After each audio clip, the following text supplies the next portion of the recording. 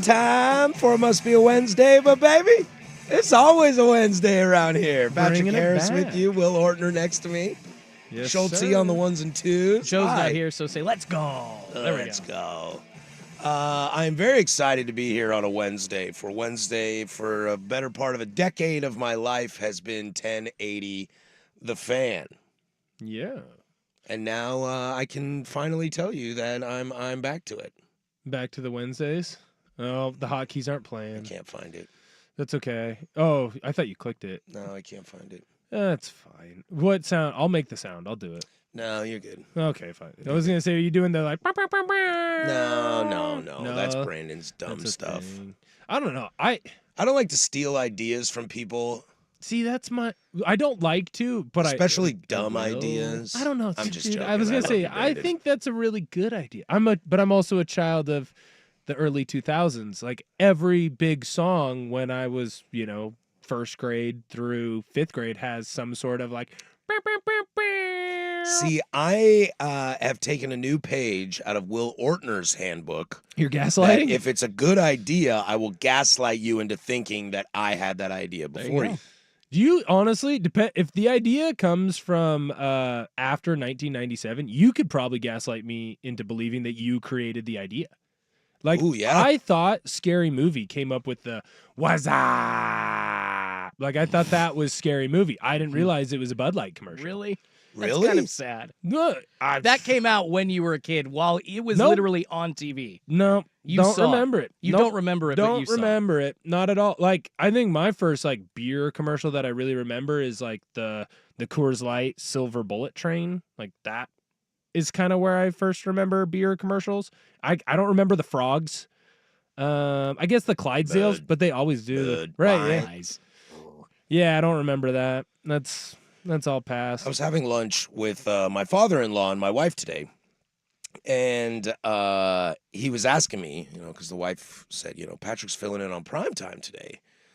So I was like, yeah, and he was like, oh, are you doing it with your normal co-host? And I was like, no, I'm doing it with this guy, Will. And he was like, well, tell me about Will. And I was like, well, Will's 24, I'm 38.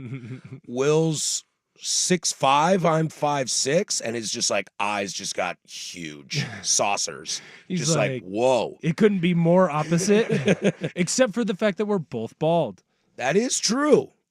and we both wear glasses. You are not currently. No, I have contacts in. I'm a contact guy, but I do own glasses, and I am not afraid to wear them. I borderline refuse to go the contact route. You scared of putting your finger in your eye? Really? No, because I used to say I was afraid of putting things in my nose, and well, go Cougs. Hey. Pre-workout? I am 1080 the fan.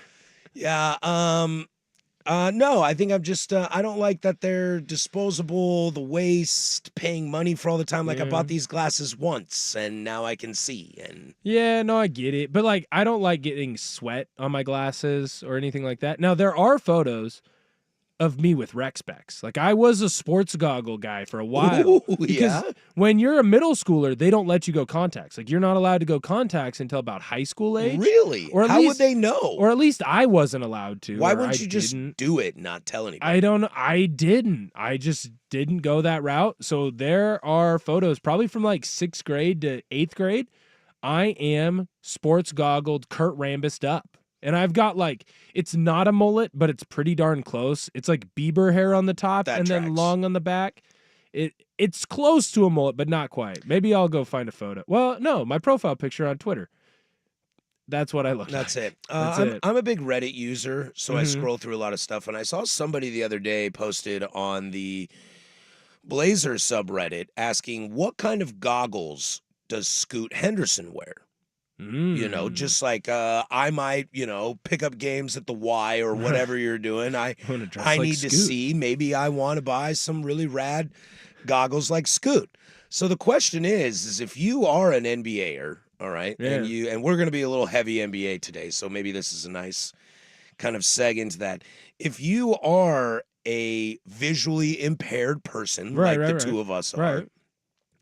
do you look for, okay, well, Scoot's a potential up-and-coming stud in the Right. league. Do I get the goggles like Scoot, or do I really dive in and get some Kurt Rambis goggles? Ooh, see, You know what I mean? Do you want to throwback or pay homage to the modern hip chic style? Well, I think it depends on your age. Like if you're a younger lad, you got to go Scoot, right? Like you have to try and look like one of your favorite players or a player that has the potential to be awesome. Or a peer, a potential peer. If you're older, let's say 30s, maybe mid 30s and older. So LeBron's eyes go. He's got to go Kurt You gotta Rambis. go Kurt Rambis. It would look sick, especially if you're like a skinny white dude that has long hair or goofy hair. Totally got to look like Kurt Rambis because then everyone will love you. I bet you Kurt Rambis wouldn't even wear his own goggles today because it's gotten so much better tech-wise. Like, you could probably see a little bit more out of those things now. Like, you would just assume in the 2020s as opposed to the 1980s, it's a lot better. And I wouldn't want to wear something from that era, like, for any sport. Yeah, but you could get like the modern version, but it has the older look. Like I got to look at the Kurt Rambis sports goggles because I do believe I had the Kurt Rambis sports I goggles. was looking at some other sports. Tyler Clippard, pitcher for Major League Baseball. He had they're kind of like, you know, those sports sunglasses that I always think look really stupid. They look like some dude's wearing them driving a giant truck, but he's like my size, you know, like those kind of sunglasses. Like my kid's dad, he wears that garbage. They're like that, but they're clear so he can see. So they're kind of sporty. Wait, is it like a prescription? Oh, yeah, for sure. Yeah. He needs them because he's, you know, visually impaired like us. Eric Gagne wore glasses for a Eric while. Gagne was awesome. Wore glasses for a while. He made it like okay for me to have the rec specs because the rec specs were not a happy or welcomed addition to the Will Ortner ensemble. Current Mariners pitcher Trent Thornton has a pair of goggles or glasses. I can't remember which, but he's got some shades or some I glasses totally too. forgot about this fantastic Eric Dickerson. Oh, yes. He wore goggles. Mine were similar to Dickerson's, except does he have the thing? Does he have like normal glasses on the side, or does he just have a band? Because I just had a band. Dickerson? These look like I think he's got a band. They look like swim goggles almost. Mine were like Very that. Thick. Mine were like Dickerson's, except they were blue. Let's not forget Von Miller. Every time in a post game, he's got glasses on. But Yeah, those but he are doesn't- like trendy, cool glasses. And he doesn't play with glasses. You know what No. used to really bother me was when guys like Russell Westbrook, who didn't need glasses, would try to appropriate and wear like glasses, but for no reason. They I want to didn't like make that. us idiots feel better. They were like, "This fits my but style." I actually just feel like you're talking down to me. Yeah, I didn't like it. It didn't make me feel good. It wasn't like, oh, well, Russell Westbrook is wearing glasses. I can too, and I can feel okay about being called Four Eyes. It was just like, you don't get Eric to do Dickerson that. would make you feel good. Eric Dickerson makes me feel good. Gagne makes me feel good. When Roland Smith had good outings, I felt good. When he had bad outings, I felt worse. Yeah. I didn't want to be associated. Like, I didn't want someone to come up and be like, you look like Ryan Roland Smith on the mound. Can you imagine? You're in 7th grade. Next day, you go to school on a Wednesday. Someone's like, "What up, Tyler Clippard? You gonna blow the game today like he did last night?" You're like, whoa, Like, dude. I don't like that. You watch random Mets games on a Tuesday night? Well, and like Eric Dickerson, I've seen him wearing glasses off the field, but you bring up Ryan Roland Smith, former Mariners pitcher. I don't believe he does anymore. Maybe you get LASIK, but it's just so crazy that, like, I mean, as you get older, like, then you address the sight thing, or it's just, that's always weird I've to me. contemplated LASIK. I don't know that LASIK was up to what it is now, because, like, I've talked to Rop about his LASIK surgery, and he recommends I just need a little more money in the bank to be able to, make that payment and go down without You need any fears. any money in the bank. Right. Like, I could probably make it happen, but life would be real tight for probably a year. So that cost isn't going Rent to or happen. LASIK? Ooh. I also forgot the great, maybe the best goggles of all time, Horace Grant. Ooh, he had some good Horace ones. Grant. Yep. Horace Grant is great. Also, Kareem wore Kareem. glasses for a while. Wild Thing. Did Ricky Charles Oakley ever Vaughn. wear Ooh, them? Ricky Vaughn, the Wild Vaughn? Thing. Wild Thing. Yeah. I feel like Charles Oakley had them for a time or two. That feels like a good name to throw in there as well. Charles I feel Oakley like goggles. Oakley had goggles, but no one really like aside. Brandon Marshall always He wore had a glasses. face mask. Okay. Yeah, aside from Scoot, like no one really goes goggles anymore. They go No. contacts or they go I LASIK. got LASIK. Charles Oakley had the Yeah. Rip Hamilton face mask, so almost, but Oh. not quite. My bad. I I- was like, I have this image of him wearing something on his face. Right. Do you think Scoot wears the goggles? It's now so much of a style that you can't, like, if you're Kurt Rambis, like, you got to. You have Right, to. right, Everybody right. knows you do. If you're Rip Hamilton, you have to wear the face mask. Everybody 100%. knows you do. Mhm. Is Scoot trying to build that, or is he already there? I think he needs like another year. Like if we see a year of growth from him, like Jalen Sugg had this last year, Mm-hmm. I think people start wearing Scoot goggles, like to be cool, like Scoot, right? Because like Blazers make the playoffs next year randomly, and Scoot's averaging 28 a game. 100%, Team store item. Team like store item. you would start. I to did not see- do drugs today, I promise. You would start to see people wearing like Scoot goggles, 100%. Because On the streets. as soon and you That's when you know you've hit, is if it's on the streets. On Not the on the streets. court, on the streets. Oh, I'd see it. I think you'd see it on the There court. I am at work, making floor managing at the pub, and I've got a Rip Hamilton mask on because Rip was just my guy. You know where you'll see it first? It'll be in the schools. It will be the second The and youngs. third graders. You'll know. Right. I'll You'll know be right our away. insider. You want to know how I knew that Scoot was starting to perform better down the stretch? Well, one, I watched the games, but two, kids started rolling in Scoot Henderson jerseys. Ooh. And that's how you know, like once the kids start That's how buying you know the kids are in, dumb, because I'm buying a Shaden Sharp jersey. Duh. Right. That Well- guy jumps higher than I stand. remember, the kids forget. They have short attention spans. The Shaden Sharp stuff, He's people were old and showing up. washed. he's not old and washed. They just forget about, what he was doing. Like I remember last year or 2 years ago when he jumped up and he blocked the ball and then hit his head on the hoop. Yeah, Do you remember amazing. that play? Yeah. The next day, like 4 kids, Shaden Sharp jerseys. It's like, oh, are Hey, you a Amazon Shaden those Sharp overnight? fan? Like, How'd how'd you get that? How did that come in? That's how you'll know. Oh, and we missed this one. Vancouver Ford text line. James Worthy. We missed it because James Worthy is playing. Since James Worthy has played in the NBA, it has been 2 times the amount of years that Will Ortner's been alive. When did he retire? 91, He retired in 91. maybe. I don't know. Wow. I mean, I know Kareem played until '89, so I was gonna say I don't know when Worthy played, so. James Worthy to the Google machine. He played blah blah blah blah blah. Pay no attention while I'm Honestly, when stalling would for he have- time. He retired like he was in really good. 93, 94. 93. All Guess what? Still 3 years away from me.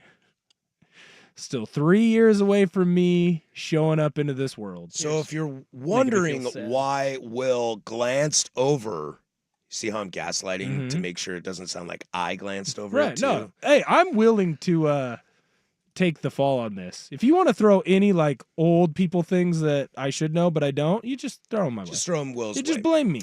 Oakley Dokley, well, we got a show for you today. We're a little NBA heavy as that's kind of what's going on, but we will have some fun. We'll talk some television deals in the 4 o'clock hour, what that looks like. There was some new info coming out today on the Atlanta Braves. Obviously, we've been hearing about NBC and TNT in their battle for NBA. There's some Premier League stuff as well. So we'll look at the future of RSNs and TV deals in general. Plus, we'll play a little fun with baseball. We'll do fair or foul at the bottom of the 5 o'clock hour, kind of like we do on the hot corner. So we'll have a little fun with that to kind of mix things up. And the normal stuff we'll have in the news at 4:30, Hot 5 at 5, and the club hour at 6. When we come back, what kind of fight do you really like to see? We'll do that next. This is Primetime, 1080 The Fan.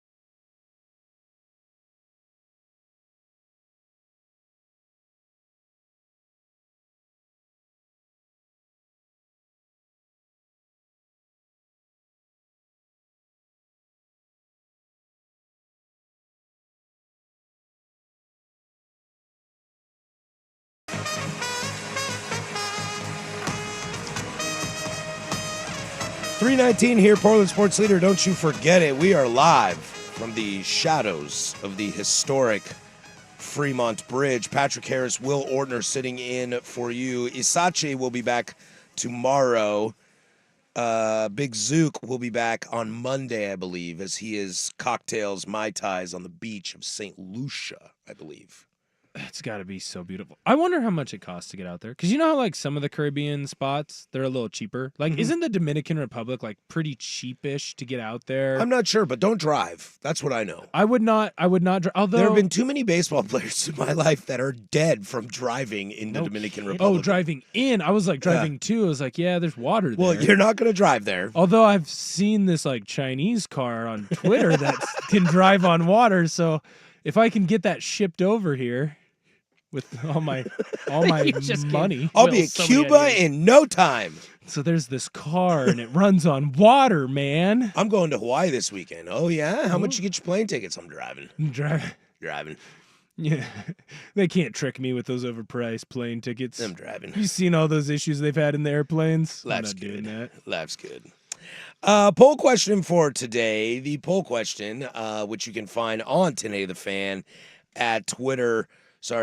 On Twitter at 1080 The Fan or X, whatever it is. You kids are driving me absolutely bonkers. Poll question today. If you had to see a fight, and a true fight, with actual punches thrown. Right. Not hold me back, bro, but punches thrown. Would you rather watch a baseball fight or a hockey fight? This is a great question. Ooh. Now, the question stems from obviously the Brewers-Rays dust-up yesterday, right. where haymakers were thrown. Jose Siri, baby. I don't know if any landed, but haymakers were thrown. There was no down goes Robinson, down goes Anderson. Down goes That's Tom Hamilton, just an absolute legend. Great as call. Jose Ramirez just Jose decked him. It's pretty good. So it stemmed from the Brewers fight last night, but it kind of got me thinking. Like we were watching some hockey last night. I'm gonna put hockey again on the tube tonight. While you have basketball on behind me. Hockey fights, have that reputation of, there's a fight. There's a fight. I love hockey, I'm here to watch the fight and maybe a hockey game will break out, all that stupid stuff that people say. Right. But so hockey fights are known to be great, but very rarely do we get actual punches thrown in baseball fights. But when they happen, like you remember them, although that being said, the biggest fight from baseball that I remember doesn't involve a punch. It involves an Olay and throw down to the ground when Pedro takes that big fat Don Yankees. Zimmer. Yeah, I always forget his name. But it's like the ultimate like funny move. Like Pedro's like, I'm going to find the biggest, fattest, oldest man here, and he's mine. See, and I always remember Robin Ventura charging Nolan Ryan, who instantly puts him in a headlock and then starts pounding his face owned in him. He UFC owned him. style. See, that was a great one, too. Now, there's the great moment when Jose Bautista gets hit in the face by Rugnet Odor. Oh, my God. And his glasses go flying. That one is excellent. But Bryce Harper's throw your helmet completely whiff and then try and chase him down. did you ever see the minor league guy who the strike comes and he karate back kicks the catcher and then runs out to the pitcher? That's a great one. So it kind of got me thinking, like, hockey fighters are better fighters. Right. They it's part of the game. It's kind of part of the culture. There's the pull the jersey over the head, or there's the headlock, or take you to the ground. Different strategies. But would you rather watch just, an average hockey fight or an average baseball fight? Well, I think the problem is the average baseball fight isn't a fight. It's a hold me back, bro. You're lame. I do this to you. I do that to you, whatever. The average hockey fight, you're actually going to throw blows.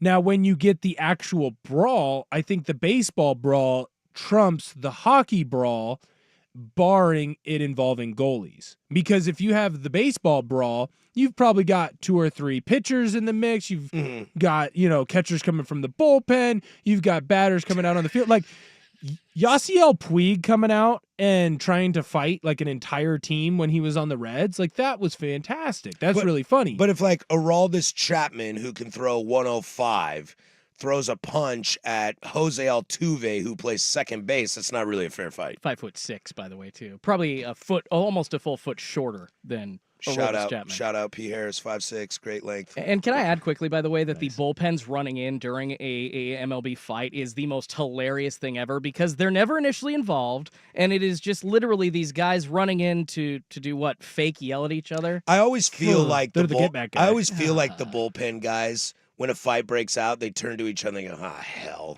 all right, let's go. We got to be out there so that no one gets mad at us. To where for the not hockey being guys out are there. like, whoa, back it up. It's like playground rules. It's like, that's a fair fight. Like, let him Yeah, go. let him go. I'm going Let to trip him you have on the it. way out. See, Let 'em that's have what I it. want to see. I want to see the bullpens fisticuffs right when the doors open with each other. Let's have two fights going, one in the infield and then one in the outfield. Yeah, but they're not talking trash to each other. Like, because the reason the hockey fight can sometimes turn into like a line brawl is because they're all on the ice together talking trash. And I feel like there's one guy who's like, oh, I'm coming for you, Like, Ortner. right. Can you imagine if like Fernando Rodney popped out of the bullpen and was like, there's Altuve. I've been waiting years I'm for this. getting him. What was that? Didn't Johnny Gomes like leap out of the dugout a few years ago during a spring training game and just lay a Yankee out? It was one of the few times where he actually Sounds hurt awesome. somebody. Was it was Aaron great. Boone? The Jesse Winker one was awesome too, where he gets in the big fight, then he double birds everybody. Oh, yeah, the double bird That was great. So I think it depends on the fight, because if it's average, hockey is better because there's actual fighting. If it's full on brawl, unless the goalies come out, because whenever the goalies come out, like if you get a Patrick Waugh come out and he's trying to that's the fight trump someone, card. Like that's what stops it all. That's the best fight in all of sports. But if it is brawl versus brawl, and you have like 2 or 3 fights going in hockey versus, 2 or 3 fights and actual fights, punches being thrown in baseball. Baseball's better because you might get one of those a year, maybe one every 2 years. Where in hockey, I mean, just this year we had a full line brawl to start a game. Yeah. The to Rangers, start a game. Which, by the way, we've been thinking about this for weeks. Right. We are ready for you. They hated each other.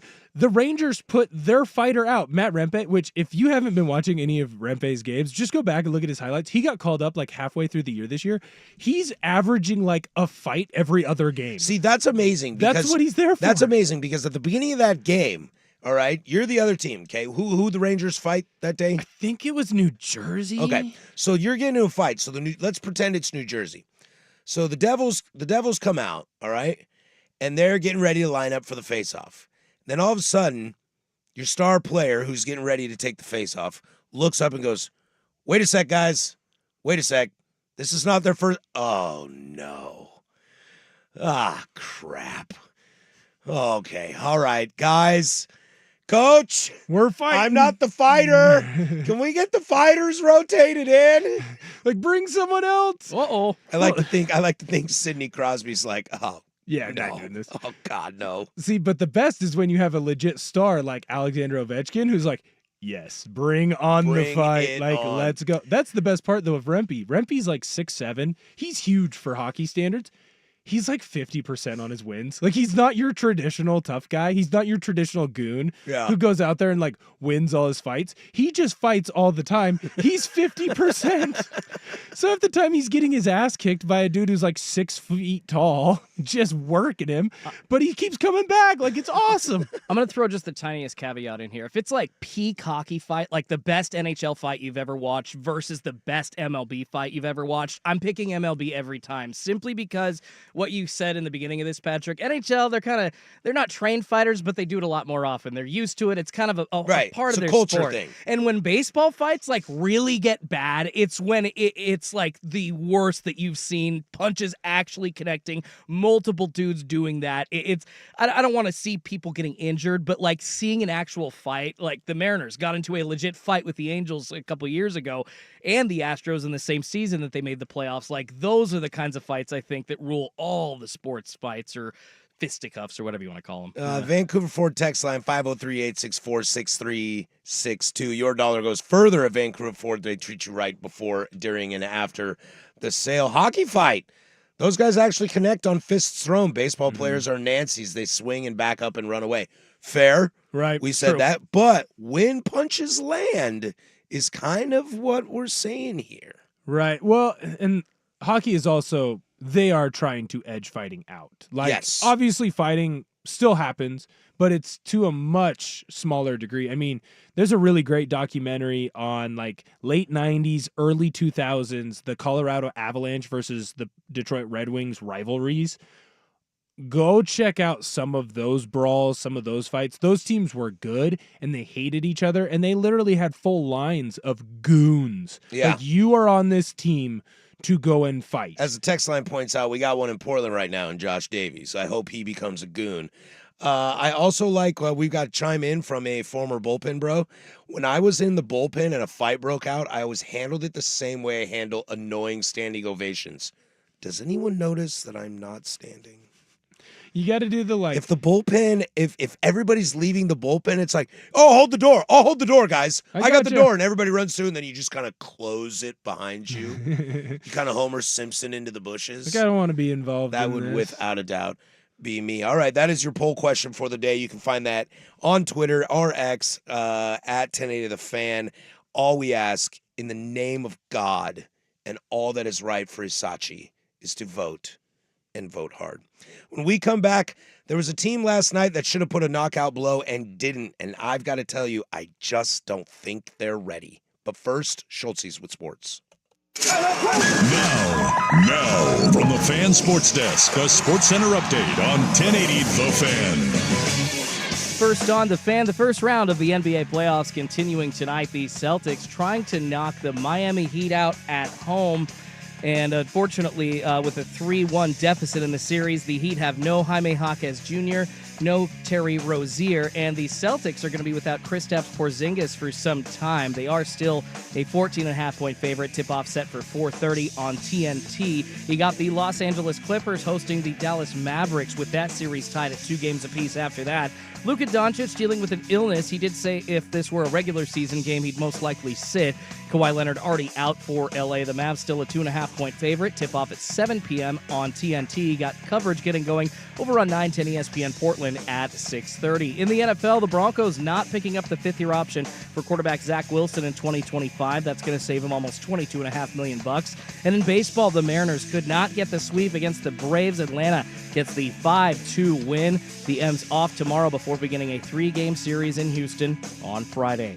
More sports scores and stories in 30 minutes. I'm Schulte at the 1080 The Fan Sports Desk. Listen live or on demand on the Odyssey app, the Fan's desktop player, or tell your smart speaker to play 1080 The Fan. Tired of getting dinged by subscriptions? We won't send you a bill. Portland's sports leader, 1080 The Fan.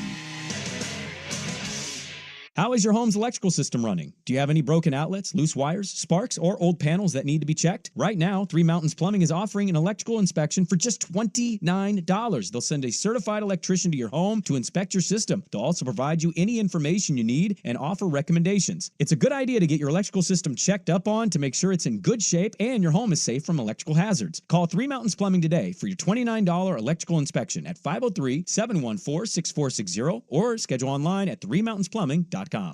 When done correctly, chicken wings can be a thing of beauty. That's why Big's Chicken takes their time to marinate their wings overnight in a Fresno pepper sauce. Slow smoke them over fruit wood before they deep fry them to crispy perfection. Then toss them with their special dry rub spice blend. Add a trio of one-of-a-kind dipping sauces, and now you've got a work of art. Try Big's Chicken and their wings on Gleason in Beaverton or order online at bigschicken.com.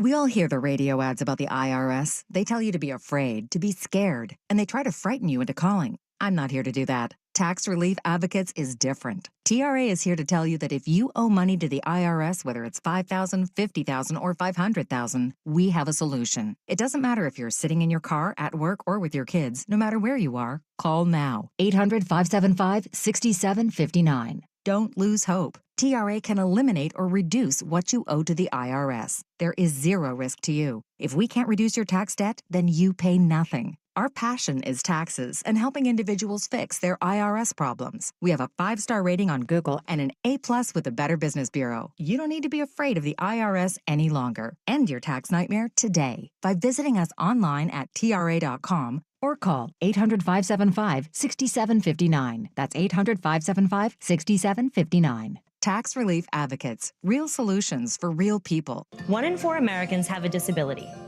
I'm one of them.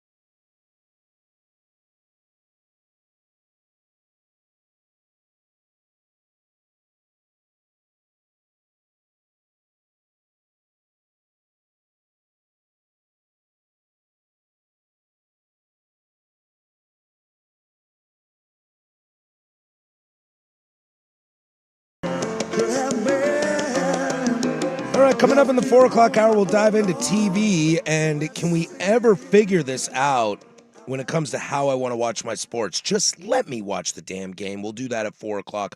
But I want to get into some NBA stuff, as that'll kind of a little bit dominate our show today, as that's kind of what's cracking and happening right now. And there's some really cool stuff going on. There's something last night that, Will, you and I were sitting here. We were kind of watching these games, and this was one of the later ones that started to play. And it came through, and we were kind of already teasing. I'd written it down on my sheet to talk today about how excited I was to see Knicks Pacers. Right. I got a little ahead of my skis myself. Yeah. Got It's excited. Like being a 90s NBA kid, like 90s NBA, let me tell you what. Let's back up for a second. So you hear this rhetoric a lot where people bitch and moan about the rules and how soft it is, and well, back in the 90s, these guys did this, and Bill Laimbeer and Dennis Rodman and blah, blah, blah. Let me tell you what. As a kid from the 90s, as a kid that currently lives now, the 90s was awesome basketball. Really awesome basketball. And so I got ahead of my skis, just like you said, about potential Pacers-Knicks. Right. Knicks looked like they were going to close out the Sixers, and the Pacers sure as hell should have closed down Milwaukee. And that's where I want to start. This Pacer team is young. They've got some guys. Really young. I loved the Siakam trade. They are building. Turner's great. They're building to be something really fun. And they might be a little ahead of schedule. And I think when people saw Pacers Bucks, it was like, ooh, good luck, kids. And we didn't see that going well.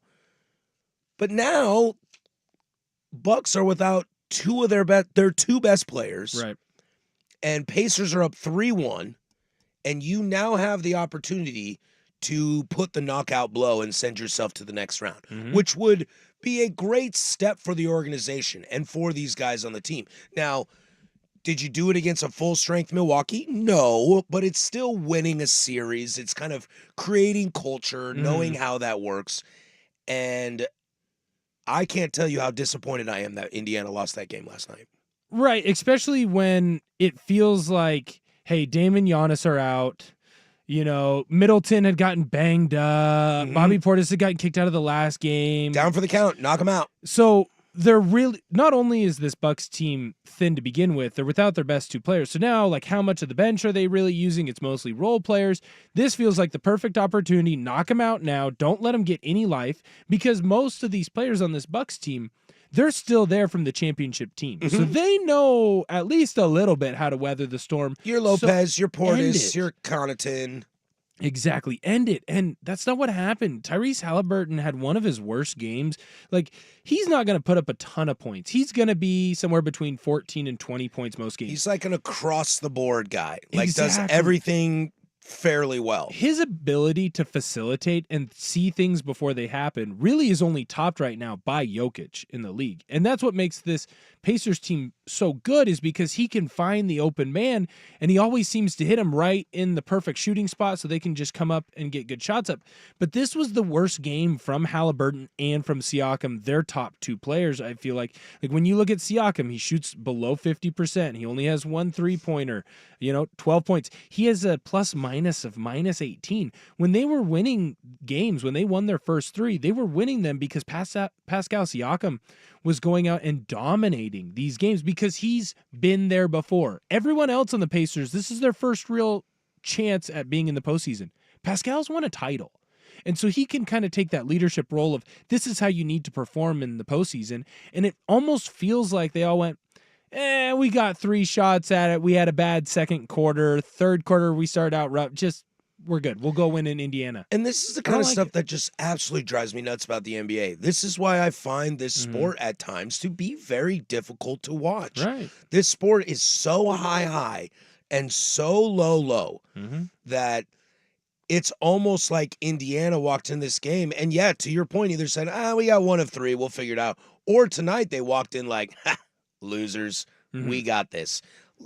While you think that, is Bobby Portis not the 5th best starter of the 5 on Milwaukee, right? Right. All right. He has 29 points last night, 7 defensive rebounds. Okay. What are we doing here? Pat Bev had a 13 and 12 game. Oh, and every time he made a basket, everyone was too small. That's the other thing. Anytime Pat Bev made a basket, you're too short, which is ironic because Pat Bev's pretty short for Pat NBA. Beverly, one of the most disliked players in all of the NBA last night, was a plus 36 when on the floor. I mean, they didn't hit as many huge threes as Indiana did in game 3, but Milwaukee, they needed to hit a bunch of threes, and they did. They put on a much better shooting clinic. You mentioned Portis. I mean, he made 14 shots. They all had to get there, and they did. And really, you see one player, Pat Bev, he was the only one dishing it out. Everybody else was just actually standing up, really no passes being made, hitting shots. So I'm not sure this is sustainable, but Milwaukee had a really good game just making it. I think the biggest thing I learned from last night is that Indiana's just not ready. They're not ready. I think they're still going to win. But if Giannis comes back tomorrow, I don't think you're off. You know what I mean? I don't think your take is wrong, because if Giannis comes back and he plays on Thursday, which that's their next game, correct? If he plays game 6, do you really think that you can bet on the Pacers? I'm still going to, because I think when you have 3 shots to end a series, if you're as good as you are supposed to be, and this Pacers team, I know it's kind of a joke, they made it to the finals of the in-season tournament. They are 47-35 this year, and they have one of the most exciting young stars, at least in a facilitator role in the NBA, and he's able to find Pascal Siakam. He's able to find Turner. When they have Obi Toppin coming off the bench, he's able to find him. I really love TJ McConnell as a facilitator in that 7th, 8th man role. They have a good team. They're just very young. But when you have 3 opportunities, I feel like they're going to get the job done. Where I think you can be right is if Giannis comes back game 6, with how young they are, do you think that messes with their mentals? Do you think they go, OS, the second to first best player in the NBA the last 5-7 years is back? Even if he's 70%, he's going to get 20. He's going to get 10 rebounds. He's going to be effective on the defensive end. Does that mess with their mentals? And I think that's why, that's what I'm sitting with here. It's that you had the chance to pull the knockout blow. Mm-hmm. There is so much benefit from just getting business done. Yeah. And they didn't get business done. And that's what opens up the gates. Now the gates are open. What happens in game 6? Couple more days off. Can a couple guys come back? And that's where I want to go to next. Does this series completely shift? Will, you were kind of teasing that you still like Indiana. Giannis Antetokounmpo is unlike anything we've ever seen. And if Dame can get out of that boot and come back in, did Indiana lose their opportunity here? That's what I want to talk about next. Can Milwaukee still get back in this with Giannis and Dame if they can come back? We'll do that next. This is Primetime, Portland Sports Leader, today The Fan. Another Blazer season in the books. We're not good enough yet. We don't have enough talent. We've got to.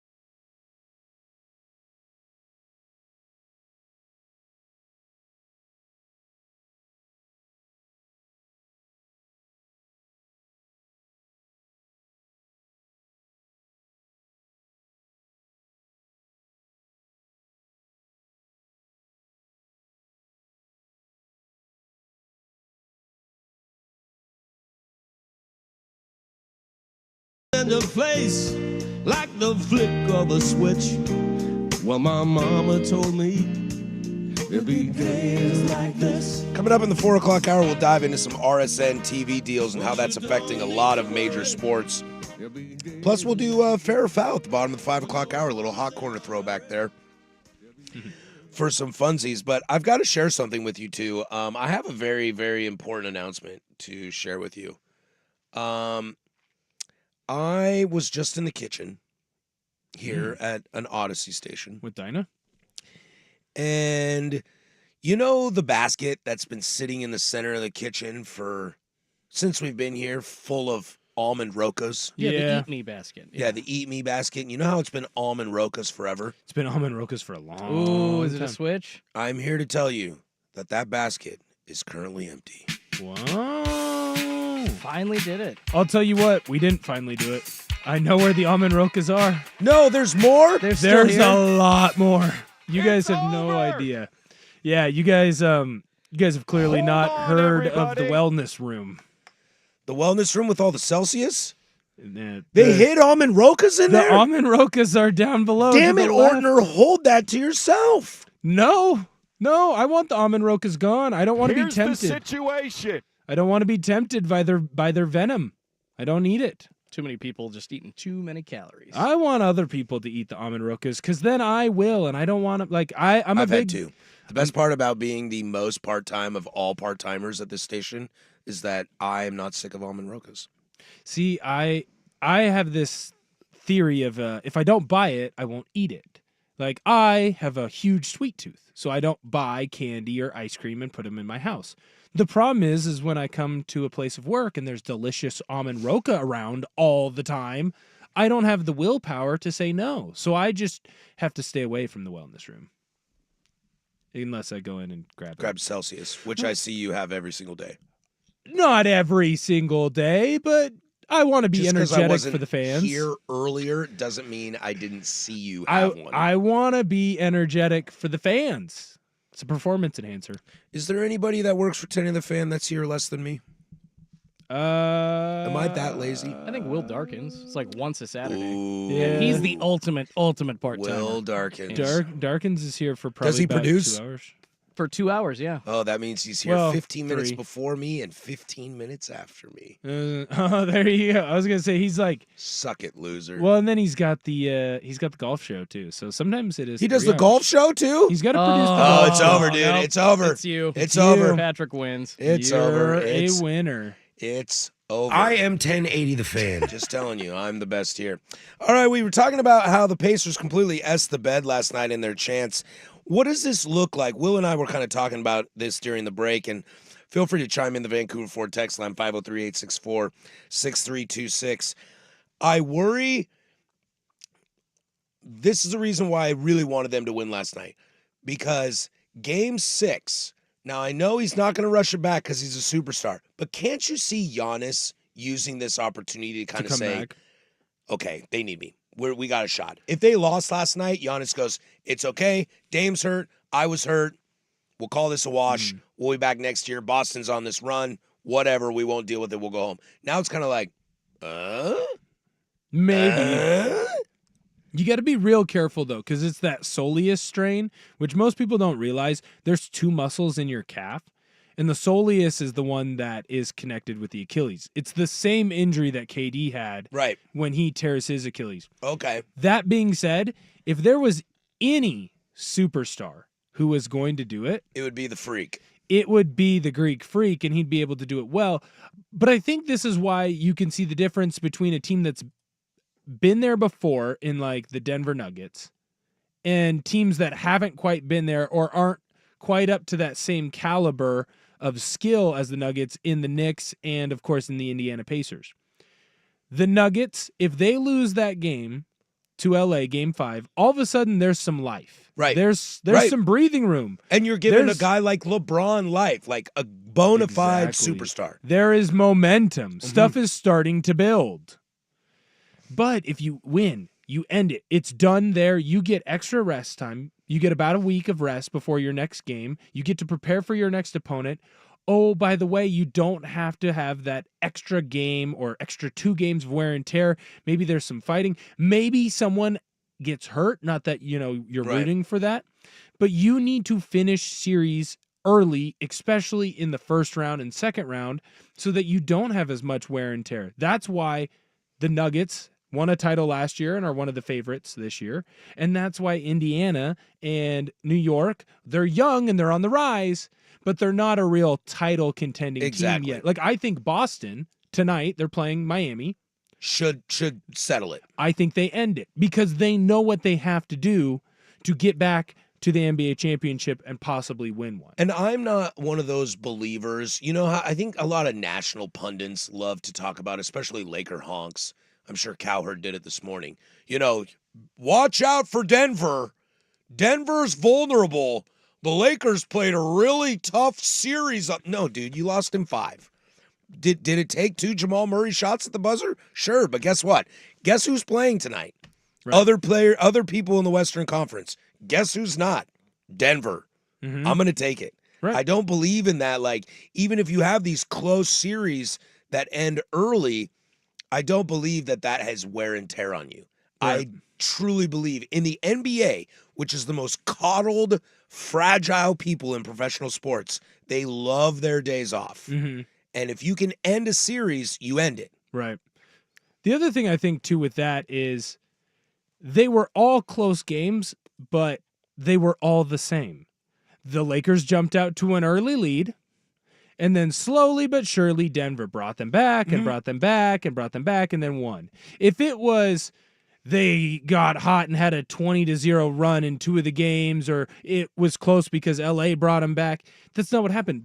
All the games followed the same formula. Even the game that the Lakers win, the Lakers were up by 20. They were up huge in those games, and Denver just methodically brought them back and brought them back and brought them back.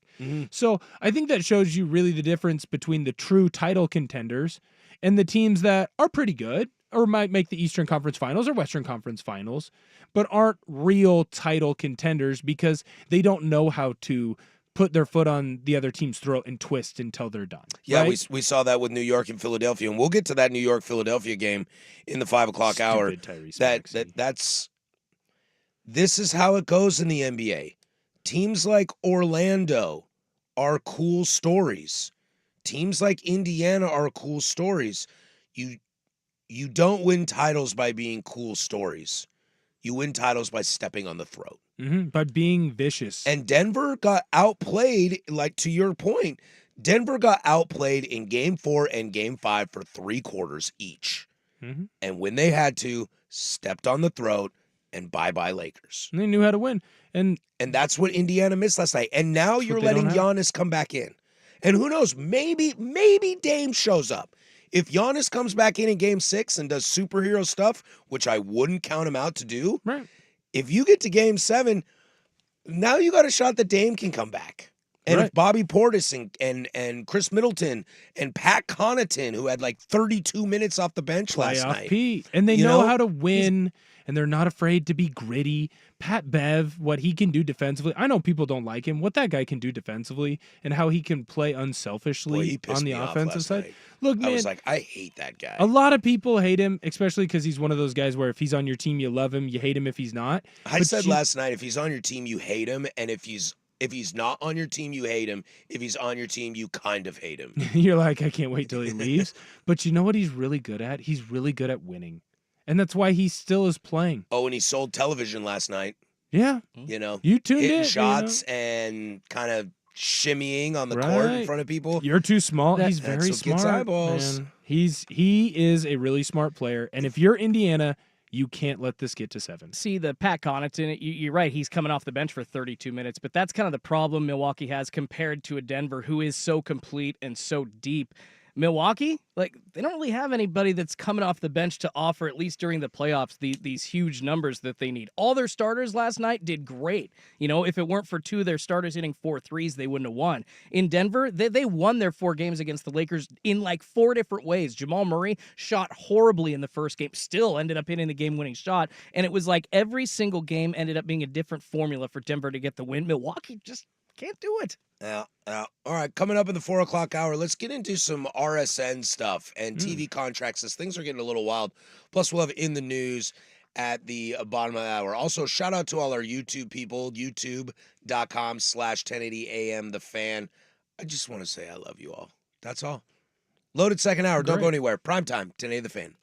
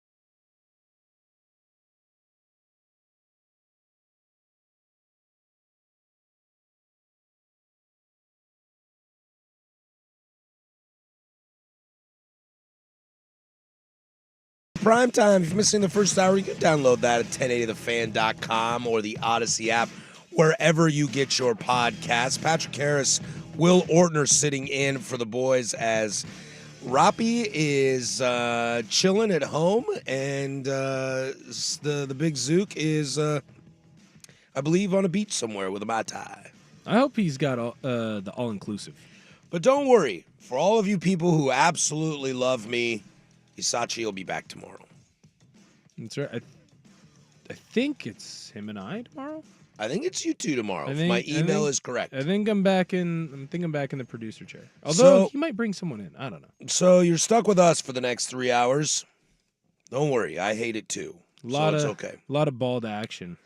The Vancouver Ford text line 503-864-6326. Your dollar goes further at Vancouver Ford. They treat you right before, during, after the sale.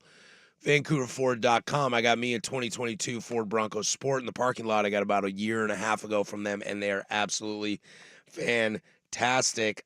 Shout out to P1 Rufio, who asks that this chair is pumped up a little bit. Are my feet dangling? You better believe it, amigo. Absolutely. My feet are probably a solid foot off the ground. Do you ever swing your feet? Like No, when you're up that high? I hate it. I will. I love doing it at a bar. Well, yeah, because you're 6'5", Yeah, Will. I know, but it's like 5'6", really funny. if I swing my feet, I'm like, God, I hate my life. Like, I think it's funny to have like my feet dangling and swinging my feet, and then being like, "Yeah, guys, so like, what bar should we go to next? Should we get into a fight tonight?" And then swing my feet. Or like you see a hot, You're just excited. see a hot, swing You're like my a feet. dog wagging its tail. Yeah, like a kid. Just Will rolling his feet on a chair. Hey, I'm not ashamed to admit I've swung my feet and then turned over and been like, "So you come here often? Like, what's going on?" Well, guys under 6 foot don't have that luxury. We don't like want to just get that feeling of like being a kid swinging our legs. I'm just a giant kid, though. No. I've never changed, and I'm never going to. No, I don't want to. I like being a kid. So we got a lot to get to for the rest of the show. We got In the News coming up in a half hour. Plus, we'll dive into some NBA stuff in the 5 o'clock hour. Plus, fair or foul, a little hot corner action going on at bottom of the 5 o'clock hour. So stick around to that. Plus, the club, as always. But some new details have come in. Will and I were discussing whether or not to talk about it yesterday, and I'm kind of glad we didn't because there's some more things coming around when it comes to regional sports networks and just TV deals in general. And when you look at this age, and Will, you can attest to this best, even though I'm probably in the same boat as you, nobody in your age range is paying for cable. No, God, no. Mostly because nobody in your age range can afford cable. No, we're either on apps that parents are paying for, friends are paying for, or maybe we're going to the going east. Yeah. And finding a stream or something. East is a great place to be. I'm in my 30s, and I still use my parents' TV. Like any login for cable channels, that's all my dad. Netflix, Yeah, Hulu, all my same thing. Yeah. Now, I am a person who, makes big bucks. Big bucks over here. I am 1080 the fan. Making that huge salary as the person who comes here the least. And we have kind of everything. Right. So I got all the things. I pay for it all, and I also pay for YouTube TV, so I can watch my sports. But when you look at it, I still have some friends that pay for cable, but not many. My parents do. Yeah. I think the older generation still pays for cable a little bit. So the last really big domino to fall in the cable discussion of its imminent death is really sports. Yeah. That's all we're kind of waiting on. Well, and that's why it's been able to stay afloat at all, is because of sport. They've had control of sports. Yeah, it's the TNTs with the NBA. It's college football, ESPN. ESPN with college football, and Fox with the Big Noon Kickoff. And although Fox's Big Noon Kickoff is on Fox, which you can get for free. Mm-hmm. But then FS1 usually gets some FS1 Pac-12 gets some other stuff. ESPN 1 and 2 has games all day. ESPN Plus has all the small school games. So but there is still some value to have those channels, however you get them. Right. Well, we're getting closer and closer to that and seeing really kind of what push things want to go. I want to start with a couple stuff, and then we'll kind of open it up for discussion here. The Atlanta Braves, if you live in Atlanta, the Atlanta Braves are 2 years removed from winning a World Series. They are probably, in my opinion, the odds-on favorite to win the World Series right now. I think they're the best team top to bottom. I know the Dodgers are great, but that's just 1 through 4 in Glass now.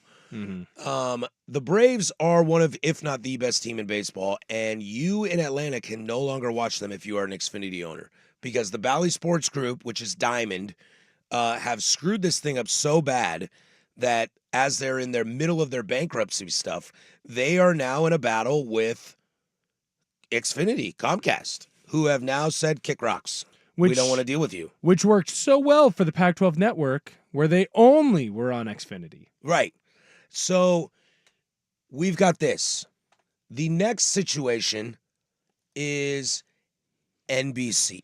Now you enter NBC. Okay, there's been talk of ESPN, Turner, and Fox joining together and creating an evil empire. It's so shocking that those three would actually what is it like when those execs get in the same room? Is it like Spider-Man where they've all got guns at each other? You know, Smells like sulfur. They just want to kill each other. Yeah. Is this building on fire? Like, hey, you know how we killed cable 10 years ago? Let's just recreate it. Yeah.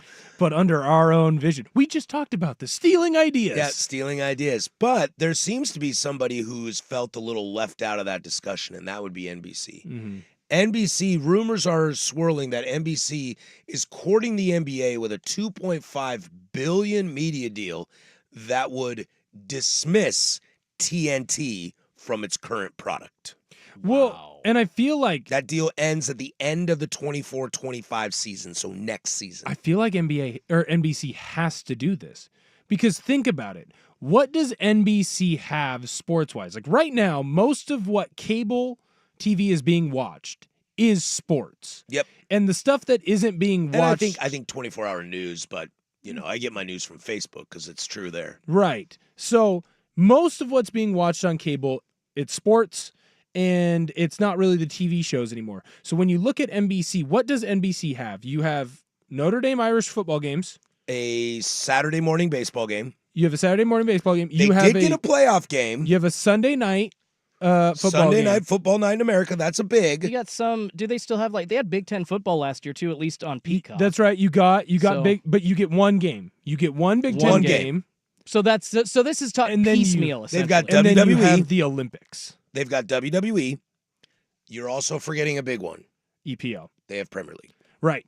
But from an American audience, you have a lot of one-offs. I mean, I own Peacock because it has EPL. EPL. Okay. Come on, and The Office. Come on. Well, But yeah, and The Office. for the most part, And I watched Oppenheimer on it too. Oh, there you go. But for the most part, what they have are one-offs, right? They have Sure. once a week, twice a week, whatever. Text line Kentucky Derby. Where if you're NBC and you can go get NBA and you now get the Tuesday, Thursday, Saturday night game or whatever TNT has now currently, all of a sudden you drive a lot more eyeballs back to your station. Now, I don't think it's going to lead to people watching John Cryer's new TV show, that he keeps getting reruns because he was really funny on 2.5 Men. But it's at least going to get people to see the advertisements, and that's going to drive up advertisement dollars, and it's a good deal on their part. But this is why you're starting to see so much money being thrown at sports, because it's the only thing that's going to get a consistent audience in, because live sports, everyone still wants to see them. You can wait and see the new season of SWAT when it comes out on Netflix. Yeah, Bad 3 Batch months is later. a Star Wars show that I tried to stay up to midnight last night to watch, and I fell asleep, so I watched it this morning. I Right. did not fall asleep during the Mariner game and watch it this morning. Right, exactly. I'm not going to do that. Exactly. I'm not going to do that ever. No, you can go and watch live sports. It feels like a desperate move from NBC, but it also feels like a move that they know they have to make. So I want to start this real thing, and then we'll switch over to NBC. I want to take this from a TNT perspective. Yeah. And from an NBA perspective. Say if NBC is offering $2.5 billion for the NBA deal, and TNT comes back to you and says, I got 1.75. That's the best I can do. You can't. You have to take the most money, because any less. I mean, we've already wondered if TV deals are But going what I'm asking Okay. is there any way on this face of the earth can NBC recreate Ernie, Chuck, Kenny, and Shaq? I think that the way Is that not the most important pre-half, post-game show of any sport in North America? and it's the best one, but I'll tell As you far as what it does for their sport. right. I'll tell you right now. Well, the irony is the second best one is the NHL version that's on TNT Right. with Biz. But I'll tell you right now, I think that would be part of the deal. When they offer the 2.2, it's we want those 4. Now the question is, I don't think it would works those, that way. Would those 4 go? I don't think it works that way. Well, They're what- all under TNT contracts. Yeah, and But TNT's what been- else are they doing? I mean, they wouldn't be needed for basketball. TNT's aired the NBA, I think, since the 80s, Mm-hmm. and they aired the NBA at the same time as NBC. So there's a lot of issues contractually that would have to be worked out. I'm not sure Ernie Johnson could just hop over unless there's some sort of payout from one of the corporate Well, bigwigs. the whole deal is NBC would cut out Turner, so Turner would lose NBA basketball. But Ernie Johnson's still been on baseball coverage for TNT. He's still done other sports, like he did the Atlanta Braves TNT playoffs, and then even Braves games before that. He's been around there forever. Right, but if you can recreate Chuck's that, doing college basketball. That's part of the TNT family. right? But so then he's doing college basketball for 2 weeks. Like I don't know that they would jump over, but if you're NBC and you're making this move, you have to basically give them a blank check and bring them over with you. Yeah. Because if you do that, you now take all the eyeballs that TNT had and you put them on your channel. If you try and create it your own way, You'll have what garbage ESPN throws out there every day. it will not work. All right, let's hold this discussion real quick. I want to talk about, can NBC become a major player in this? Because there's another factor. We talked EPL. NBC is now trying to push the envelope with that as well. Could they be using this NBA leverage, maybe too much money up front, to push for more control over the landscape? We'll do all that next. That's Will Ordner. I'm Patrick Harris. This is 1080 The Fan. The home of Dirt and Spray. Swag, what is the Rick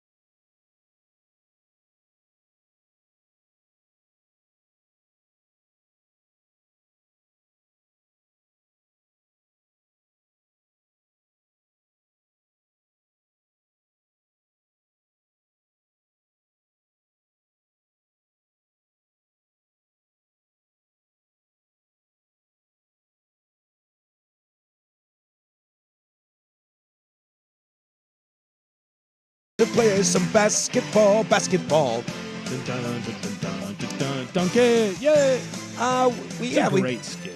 It is really great, and it's just a wonderful song. Well, it's Tim Robinson and Jason Sudeikis, and they're just making up words the whole way. It's really great. Great SNL skit. Like a bunch of people breaking left and right. Right. It's pretty good. You know what's funny though is like everyone's like, oh, NBA is gonna get round ball back, and round ball rock's gonna be back. Thank goodness, thank goodness, thank goodness. And then you've got like the Big Ten and Big East, and they're like, hey, we actually play it too. Yeah, and it never went away. It was always here. Doesn't sound as good. Doesn't give you the same implication because it's not. This is the NBA on NBC. It is not that. I'm Marv Albert. Welcome into Chicago, the United Center. You guys want me to make you feel old? Bulls Pacers Game 7 for a trip to the finals. What are you about to say? I've never known the NBA to be on NBC. That's insane, dude. I've never known it to be on NBC. Like Marv Albert is one of the most. Marv Albert, Pat Summerall, Steve Snapper Jones, and like, I don't know, my, or like the most important dudes ever. Dave Niehaus, most important dudes ever. I know Dave in my life because that's just what I heard all the time. Right, Marv Albert. If I watch basketball, it was Marv Albert. I know Dave. Like for me, it's probably Keith Jackson. And then Brent Musburger. Like you're looking live. The fact that the granddaddy of them all. The fact that you know Heisman. You know Keith Jackson, who called Joey Harrington's final game as a Duck way back in like 0102. I mean, the fact that you know him, but you never experienced the NBA on NBC. Keith Jackson called every Rose Bowl for the last 40 years, but more importantly, also Joey Harrington's last game as a Duck. Again, not to make you feel old. Pay no attention to the Charles Woodson Heisman call in the Rose Bowl. Pay no attention to that. Joey's last game didn't that happen was before Keith that? Jackson. I love that Joey's on the station. He's very nice. I don't remember Joey as a Duck, guys. My first Duck is Dennis Dixon. Like that's wow. Joey was a Duck. And the Leaf brother, is it Brady Leaf? Brady Leaf was at Oregon. Yes, Brady was at Oregon. Brady and Dennis Dixon trading off at quarterback. Those are my first Ducks that I remember. Or Jonathan Stewart. Whichever one of those came first. Joey Harrington's last season at Oregon is my senior year of high school. Steven Jackson is my first Oregon State Beaver that I really remember. That's fine. I don't remember many before him because they weren't very good. I don't remember the Hujmanzada and Ocho Cinco years. I don't remember that. They also weren't very good. My first real college football memories, it's Reggie Bush and Matt Leinart and Dale Jarrett and that whole USC crew. Lendale White Thunder and Lightning. I just feel old. I was an 8th grader crying because I couldn't get Joey's autograph at Fan Day. So it's my Duck fandom. I got Joey's phone number if you want it. I got it too. Yeah. I appreciate it. I think we all have Joey's I text phone him from number. time to time. Ditto. I've gotten to work with him. No, I do not. I do not text Joey. Text him. I only text Joey. I hate the Ducks.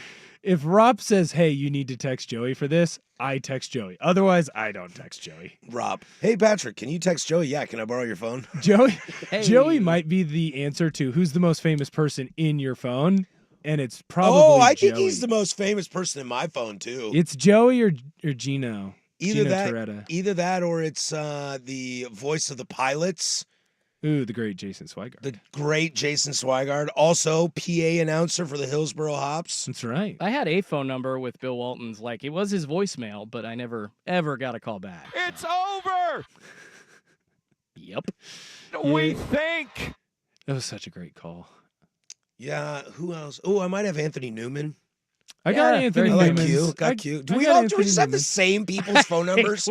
Raise your hand if you've produced at 10 of the fan. I think this is a great segment. Like we should just go through our phones and just figure out who has the most famous person. Well, I actually was at like you guys are like, this is great, and I'm like, this is bad radio. I was being sarcastic, okay, but thank God. I think it's funny. No, it's funny. No, it's like I was literally at Dutch Brothers the other day. Someone was asking me this, and I thought it was boring just trying to answer it. So this can't be great radio.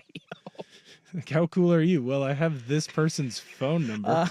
It's like I'm too old to name anybody you know. Continuing with this NBC situation and these TV deals, I feel like NBC is going to really start throwing some weight around and try to be somebody that has a lot. They've got an NFL game on Sunday nights. A premiere one. A premiere one on Sunday nights, which not because of like commentary or production value or the teams that play. I actually enjoy watching Sunday Night Football more than any other game throughout the week. I would 100% agree. It's a timing thing. Yep. And I like Tirico, so I guess it is a little bit of an announcer I thing. think Collinsworth does a really good I job. hate Collinsworth, Really? but Sunday night is when I want to watch football. Right.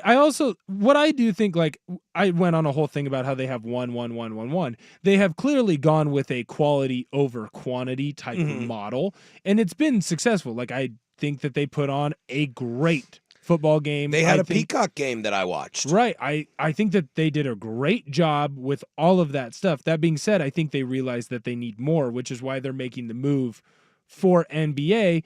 You know, like we complained about it. What was it? Yesterday, probably 5 o'clock hour, where we said you don't really pay attention to basketball until after the football season is over. But there are diehard basketball fans and even casual basketball fans where, oh, hey, my team's playing or I've got nothing to do on a Tuesday night. I'm going to throw on the game.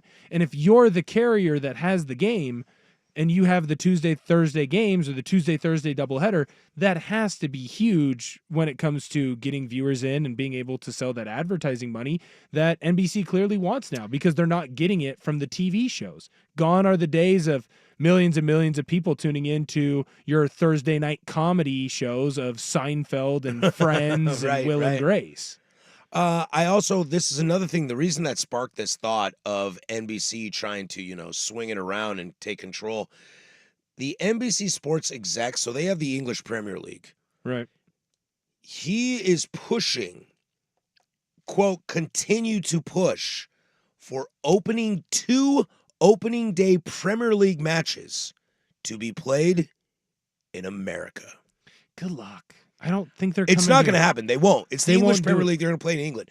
But that is where I think that's more telling of NBC and where they want to be as a sports entity provider. Right. If they think that they can tell the English, who care more about that game than maybe any other country in the world, sans Brazil and Argentina, you're going to tell them that your beloved teams, we don't want Luton and Nottingham Forest. We want Manchester United and Arsenal, Liverpool, Yeah. and Arsenal and Tottenham to be played in New York City and LA on the opening day. The balls on them. That tells me that they believe that this NBA thing is real, right?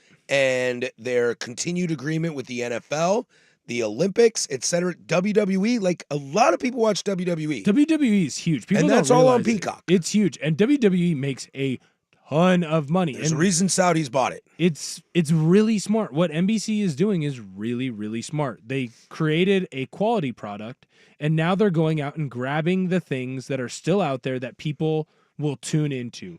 I don't want to say that it's quite appointment television, but it's television not there. that people are going to say, hey, you know what? Like, it's Sunday night. I need to watch the Sunday night football game. Notre Dame football, I mean, as a single one college, there's no other college that has their own TV deal. No, that's it's just them. That's how big Notre Dame football is, and they have it. And And they're they've not even always had good. it. And they're not going to get rid of it. Like, well, they're going to be looked at as better now because everyone makes the playoffs. But what NBC is doing is smart, is they went with a quality brand and they developed their image as, hey, it's going to be a quality product that I'm tuning into for sports. And now they're going to go out and get the quantity that they need. Because like ESPN, and I do feel like when it comes to college football, the ESPN broadcast is the best. But when it comes to most sports, I'd say ESPN is probably the second or third best when it comes to the announcers and what they're doing and how you watch the game and their pre and post and halftime shows. But what they do a great job is having an enormous quantity of games that everyone is going to tune into something that involves their team. And so then they get their numbers that way and they're able to charge their advertiser rates more of a quantity as opposed to a quality. If you already have the quality and you can build it up and keep that quality, or at least 80% of that with a much higher quantity, I think people are going to really enjoy what they have. The question is do you kill the TNT, Charles, Ernie, Shaq, Kenny? And if you do kill that, I do think that's going to hurt how people view you, at least at the beginning. Yeah, so it'll be interesting to see if NBC can push their weight around and actually make something out of this. All right, let's get out of sports for a little bit. We'll hit the news for the next half hour next. But first, Schultz will finish up our news with sports. Now, from the Fan Sports Desk, a Sports Center update on 1080 The Fan. First on The Fan, the first round of the NBA playoffs continuing tonight. The Boston Celtics trying to knock the Miami Heat out of a 3-1 series. No Jaime Jaquez Jr. or Terry Rozier for Miami. The Celtics announcing that Kristaps Porzingis not going to be available for several games because of a calf strain.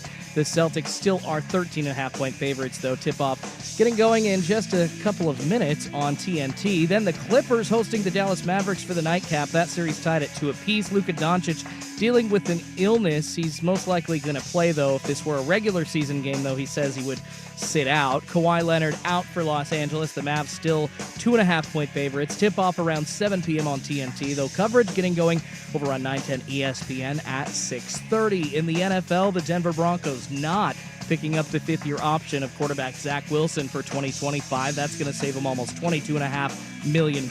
And in baseball, the Mariners can't get the sweep against the Braves today as Atlanta gets the 5-2 win. They're off tomorrow before beginning a 3-game series in Houston on Friday. More sports scores and stories in 30 minutes. I'm Schultz at the 1080 The Fan Sports Desk. Listen live or on demand on the Odyssey app, the Fan's desktop player, or tell your smart speaker to play 1080 The Fan. It's back. The 10th Annual Fan Golf Classic at Langdon Farms Golf Club happens Thursday, July 11th. Presented by Autotown GMC. Reserve your foursome now at 1080thefan.com.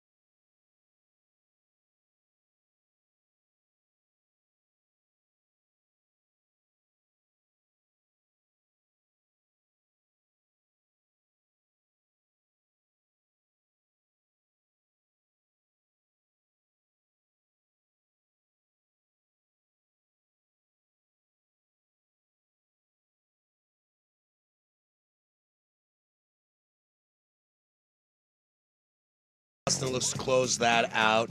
That tip is about to go underway. Also, the Vegas Golden Knights and the Dallas Stars are tied 2-2 in that series.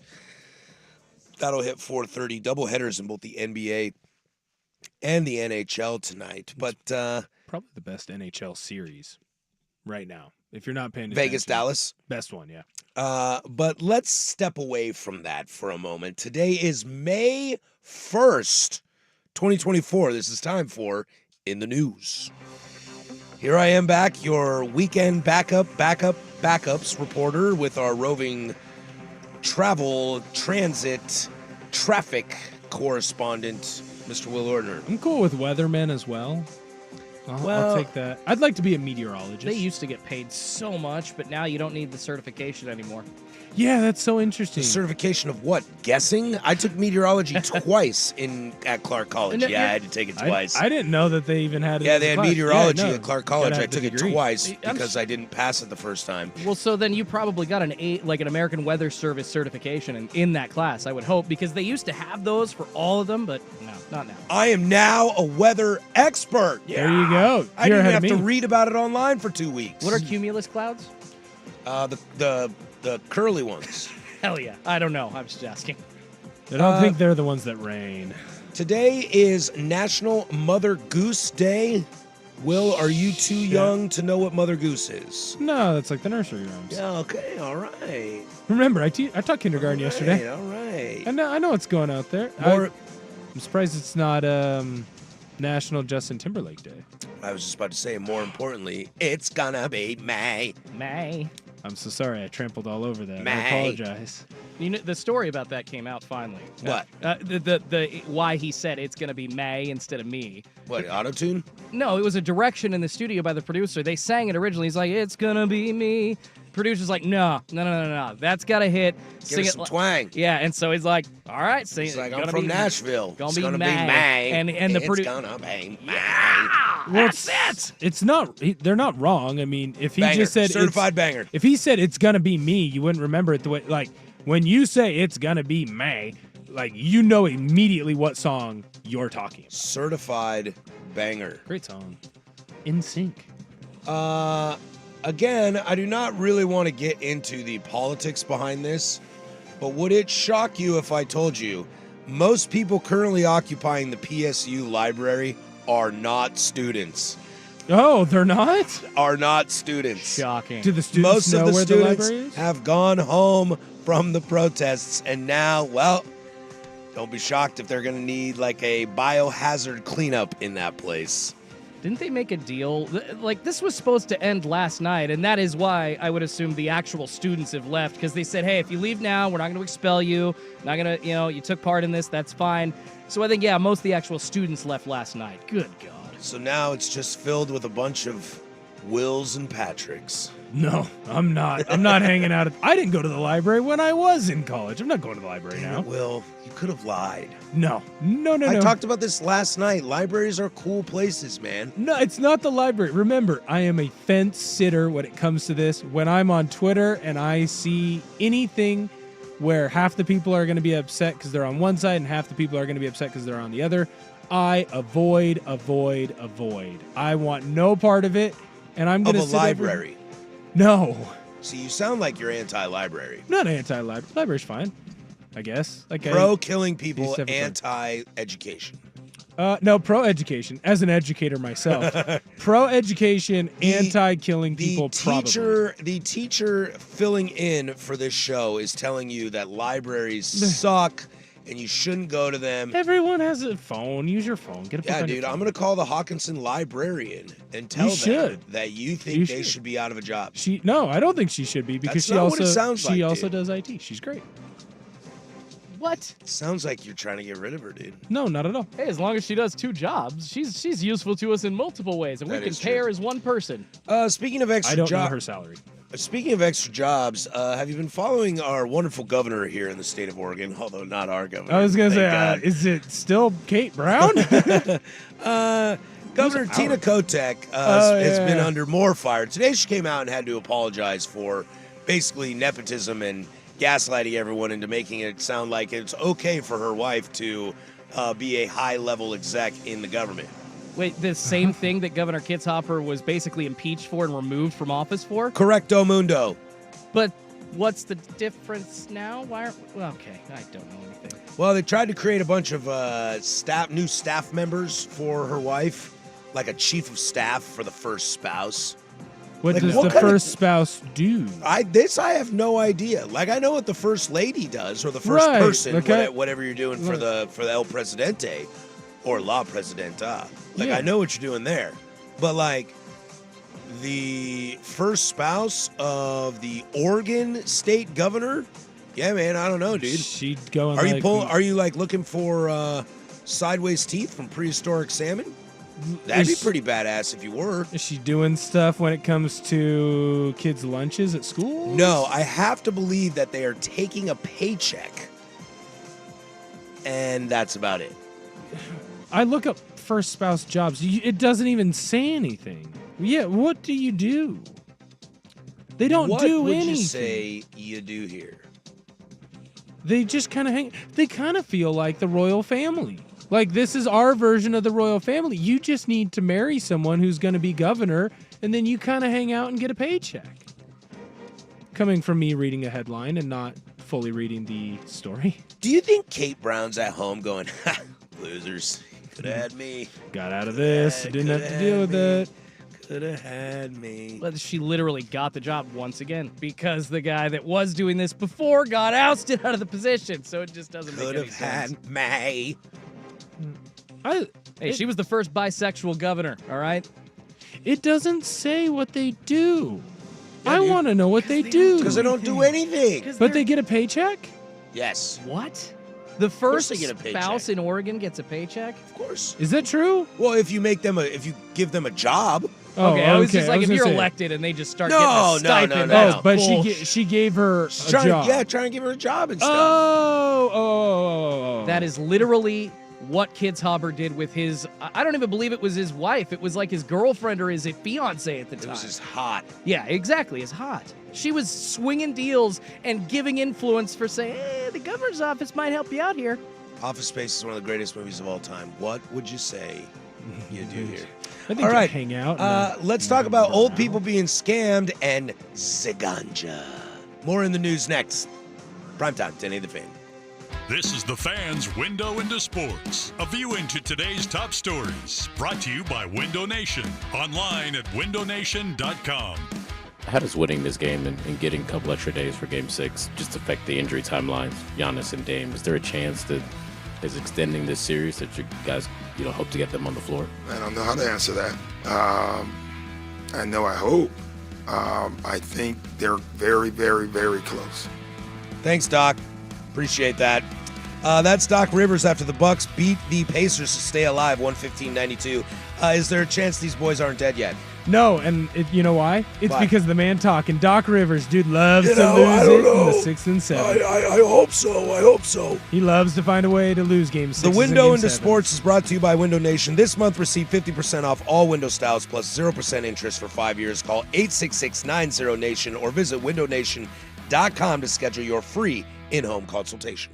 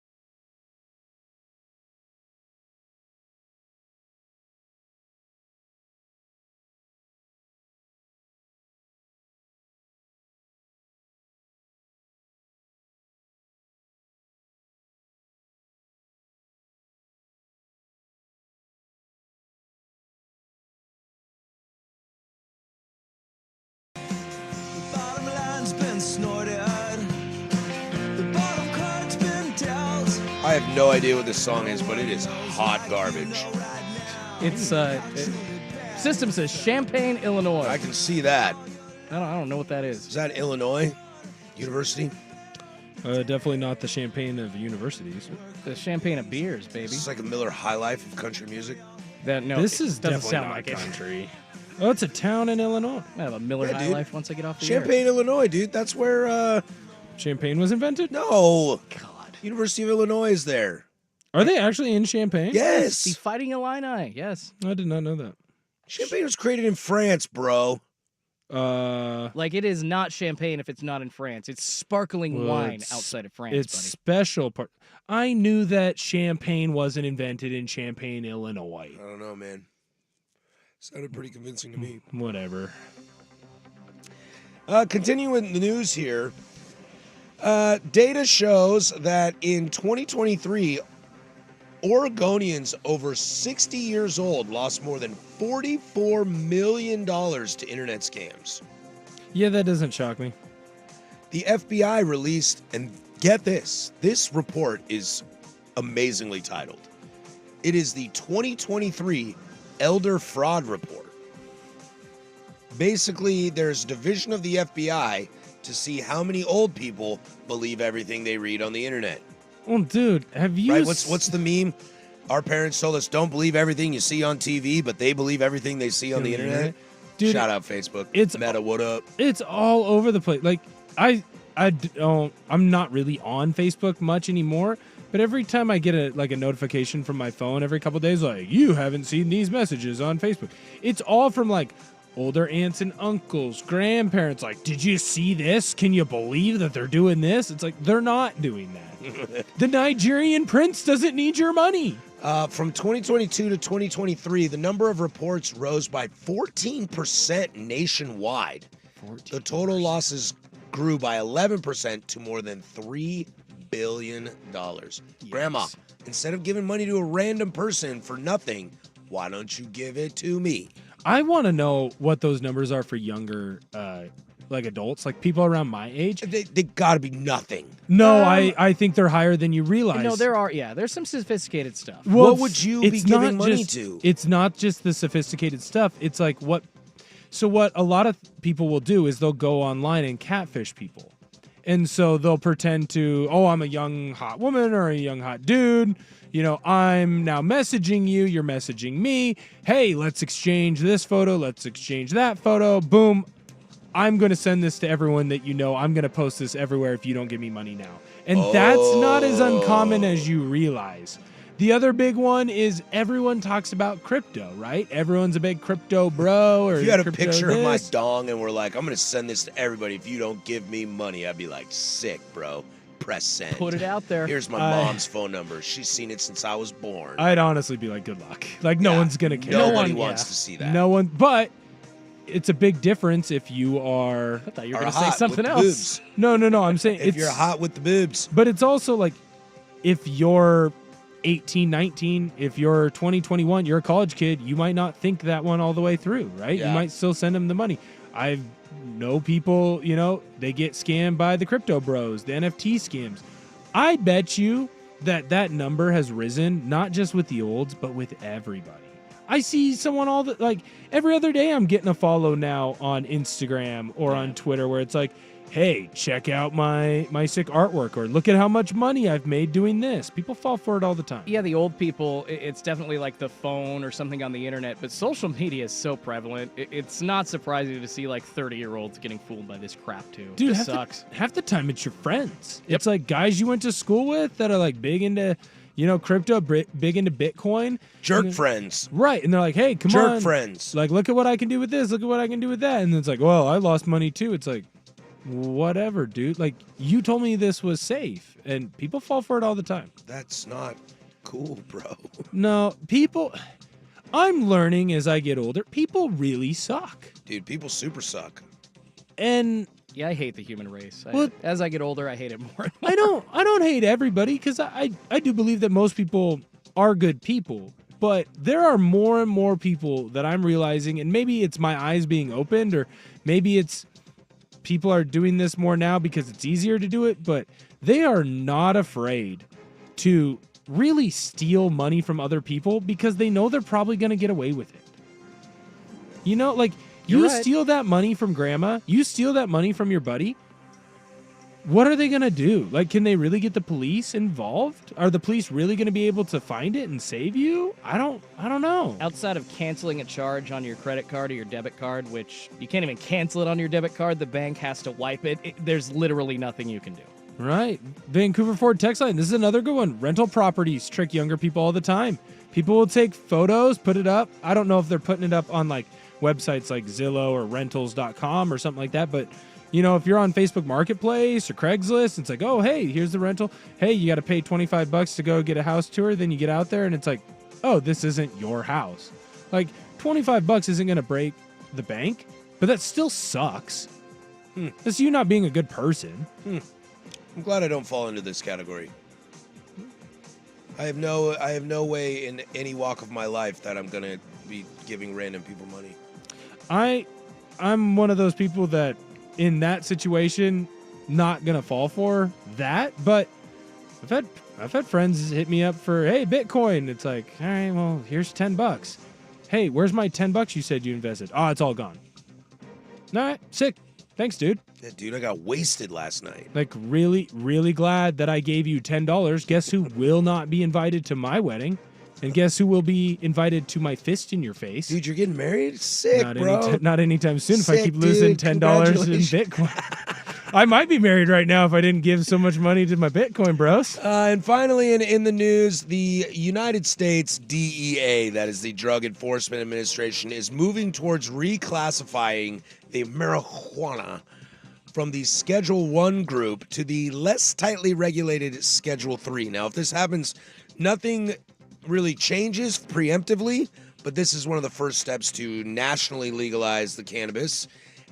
It would, in theory, put less disenfranchised people in jail, which states love to do, especially if you're not white. This is a move in the right direction because there is no way marijuana is on the same level as ecstasy and heroin.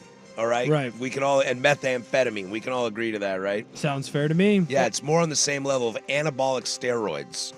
Anabolic Actually, not even that. It's Yeah, like class 3. It's like codeine at that point. And acetaminophen codeine. Yeah, we're talking like Tylenol. Yeah. And I believe I can take Tylenol on like a plane. So as long as it's legal in the state that I am Dude, flying I to take eventually. edibles on planes all the time. Well, I do too. I've got to, but what I'm saying is, there will be a point soon, hopefully, that I can just fly with my amazing Oregon weed because Oregon has the best weed in the nation. Oh man, I already fly with my Oregon weed. Well, Just don't fly back with it. well, but I'm trying to talk about legally. TSA don't care at all. We all have tried to skirt the rules, but what I'm trying to say is there will be some rules no longer there that we have to skirt. So nothing wrong with that. I'd love to see this. All right, coming up in the 5 o'clock hour, we will get the Hot 5 at 5. Plus, we'll check in on tonight's NBA action, and we will do a little hot corner version style of Fair or Foul. Loaded third hour. Don't go anywhere. Primetime, 10 of the Fan. It's time for High Stakes, a tasty look at clutch performances and the biggest games. Served up by Steakadelphia. Mitchell struggling. Spruce firing it in the corner to Morris. Almost lost the dribble. Spruce now. Chased by Banchero. Spruce gives it to Mobley. He fakes and fires it in. That's Evan Mobley. That bucket gave Cleveland the lead against Orlando last night. Squeeze it out 104-103, take a 3-2 series lead. He also had a huge block on Franz Wagner late in the game to really seal it up. Mobley, when he's playing like this on the offensive end and defensive end, you really see why teams were saying he could be the next star of the NBA. Makes me really sad the Pac-12 is dead. Good basketball, good football players. This High Stakes Report is brought to you by Steakadelphia, featuring authentic, crazy good cheesesteaks full of cheesy goodness. Visit Steakadelphia on 59th and Powell or their new location at 103rd and Canyon Road in Beaverton. The Fan 411. Log on to the contest page at 1080thefan.com right now for your chance to win a pair of tickets to see the Marley Brothers on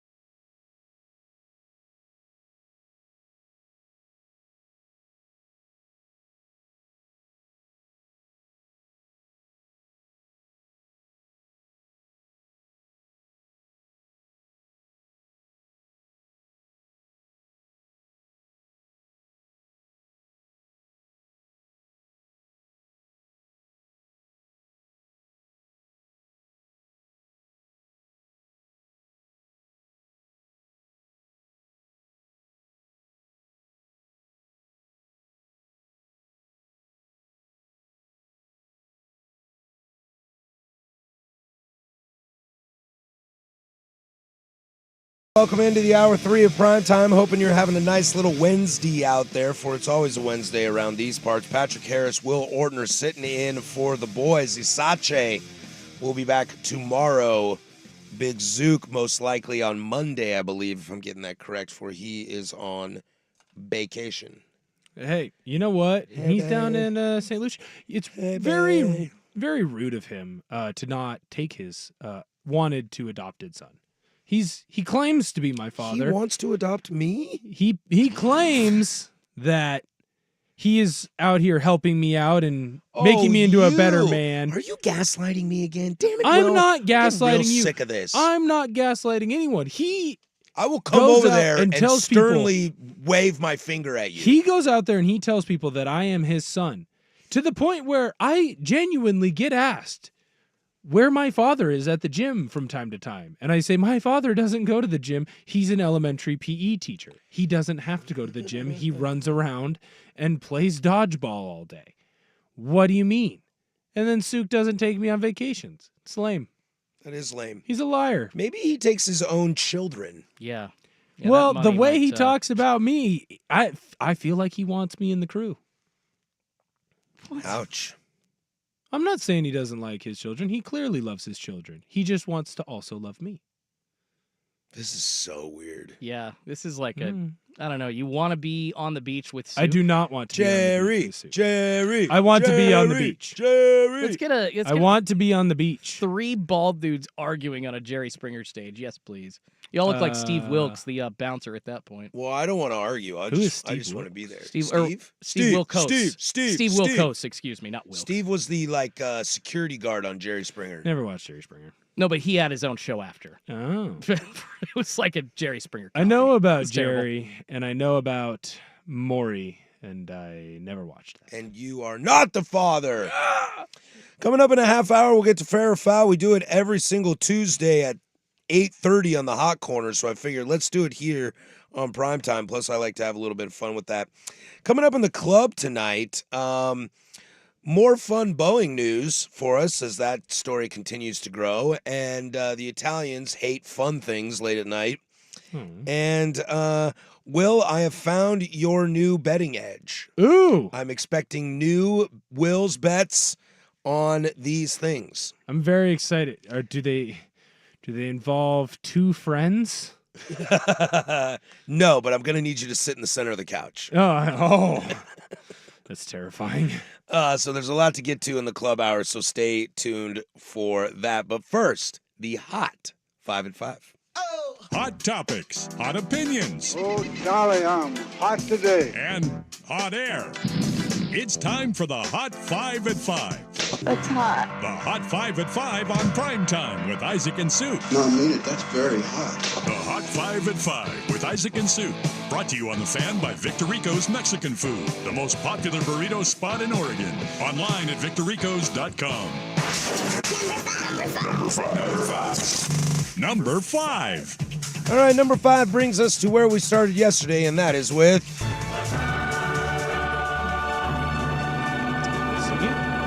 Dortmund beat PSG this afternoon, 1-0 to take a 1-0 aggregate lead in leg 1 of Champions League semifinals. How many legs do they get? You get 2. You play 1 at home and 1 at the other person's home. Combined score, winner advances. Oh, so really it's just one big game. It's not 2 separate games. It's one big game. Well, they are played on different days. Well, that's halftime. So it's halftime for 2 weeks? Yes. Think about it. It's one game that equals one half, but if you win the other half, you win the entire thing. Dortmund wins. Jadon Sancho, who was a stud for Dortmund, went to Manchester United and flamed out, played a really great game as he's back at Dortmund. And Mbappe is one step to completing the never winning anything important at PSG. Don't worry, he's going to Real Madrid next year. Well, good for the rich get richer. Good for him. Very good for him. He is going to be the highest paid player in the history of anything. Oh, is he the French guy? Yeah. Oh, good looking dude. Too. He's really good. Yeah. He's also young. He's younger. He's than like me, 26. He's won a World Cup and lost to Messi in a World Cup final. Yeah, he's like scored 3 goals. He's the same age as me. The Mariners looking to sweep the Bravos today. Did not happen. They lose 5-2. I think the real cool thing to watch for this that I was most excited about was what did Emerson Hancock look like? And also, what did Chris Sale look like? And I'll tell you what I thought was the exact opposite. Hancock, 3.2 innings pitched, 5 runs. Only one of them earned, but 4 walks, that's kind of lands on you. Chris Sale actually with a decent outing today. Yeah, Hancock kind of got screwed because there was an error in the first inning, and if that error doesn't happen, they don't score a couple runs. If Haniger makes the correct play, it's done, and so then it's a 3-2 game, and then all of a sudden you're back in it, and it looks like he has a better night. Just one of the breaks of being a pitcher. Julio Rodriguez, 3 for 5 today. That's a nice sign. And I like to think as Adam Duvall was playing left field and he did not understand the dimensions of left field, I have to think he's standing out there going, Kelnick, if you weren't such trash, I would be DHing right now. But no, I've got to run around this left field that doesn't make any sense because you are garbage. Well, that's the side of the field that they changed too, right? Because it made sense and now it doesn't. Because they had to bring it in for home run. I watched him in the 5th and I was like, that poor guy out there. Number 3 brings us to, it sounds like that great play that Maxey made last night in the Sixers game. Might have traveled. So you traveled, you leaned into the guy for the 3, and you made it. That's how bad the Knicks are. Got the guy to jump. I'll tell you what, man. And it sucks that Tyrese Maxey took my money from me in that way because I did have the Knicks. But you want to talk about Ant ascending, Halliburton ascending. Tyrese Maxey is throwing his name clearly in the ring on being one of the new faces of the NBA. One of the new studs, most improved player of the year in the NBA. We'll talk a little bit about that game coming up in the 5 o'clock hour. But yeah, that is a player that is up and coming and very exciting. Don't look now, Will. You told me this was the best series right now. We are 5 minutes left in the first period. It is 2-2 Golden Knights and Stars. I told you, and that's the shocking Feel part. the heat. Because Ottinger is one of the best goalies in the NHL, but one of the best offenses led by Jack Eichel are the Las Vegas Golden Knights. They've been able to put pucks in the net, but they haven't been able to stop anyone. Last year, Hill, former Portland Winterhawk, was in net, and he was doing a fantastic job. This year, they're not getting the same goaltending. That's why this series has been so back and forth. As we spoke yesterday, I am here for this hockey life. Hockey's great. I'm here for this hockey life. Speaking of that, Portland Winterhawks, Game 4. Tonight, 7 p.m. Could be looking at a 3-1 lead. Huge. Andy Dirt Johnson down at that game? I put would that stuff on TV? They do. Well, I don't know if they put this one on TV, but he does call their TV games. He does a great job. Are they at the Moda Center? No, they're still at the Veterans Memorial. They used to do playoff games at the Moda. I know. I don't think they let him do. I got banned for Moda. life from the Moda Center at a Winterhawks hockey game. Did you start a fight? No, we were like 19 and got caught drinking. Yeah, bottles of like Southern Comfort rolling down the aisles. That was bad. Yeah, they don't really care about that. No one ever caught me drinking. I was just guilty by association. You were just there. Hear that, Mama? I was there. I was the driver. Funny story. They actually let us go and we walked to our cars and drove home. They're like, get out of here. Never come back. You didn't go to Moda Center jail? And finally leaves us with the NBA. Right now, Boston out to a scorching lead, 41-23 with about 11 and a half left in the second. Dallas and the Clippers tonight. My money is on Boston clearing this series out. We'll talk about Boston in a couple weeks when it actually matters.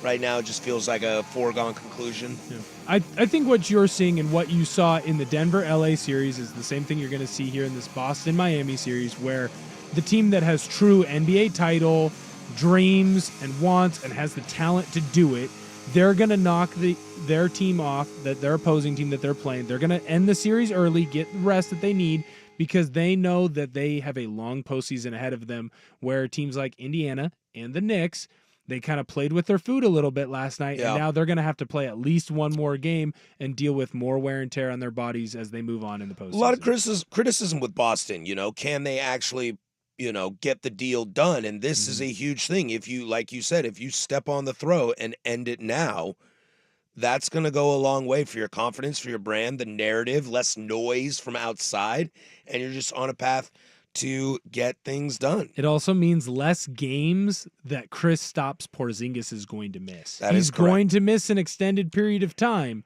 but if you can set it up so he's only missing a couple games in the second round, That's a big deal. And I think ending this right here, right now it's what Boston has to do. And if they want to really think that they can win a title, they will do it. The Hot 5 at 5 brought to you by Victorico's Mexican Food, the most popular burrito spot in Oregon, online at victoricos.com. When we come back, the night game tonight in the NBA is Dallas and the Clippers. And my friend, I got some thoughts on this. On this. I can't wait to hear your thoughts. I can't wait to attempt to articulate them. I was going to say, because I can't read minds yet. I'm working on it. No. Let me know how that goes. I've got a little bit of a Megamind thing going. Ooh. I'm bald. I'm not blue. What hat size are you? Fitted? I have no idea. Oh, really? Yeah. Do you know where fitted hats? I haven't in a while. Oh, I love fitted hats. Hell yeah. 7.5 right here. I have no issue against fitted hats. 7.25. Just don't have them. All right. Coming up next, Dallas and Clippers, Game 5 tonight at 7 o'clock. Let's dive into that. This is Primetime, 1080 The Fan. The home of Dirt and Spray. I'm Dirt. Who is your guy? Who are you building the team around? Because I Do you think it's more Scooter Shaden today? I have no clue. That's the hard part. That's why I'm so frustrated as a fan. Like, we're coming off a 10-year run.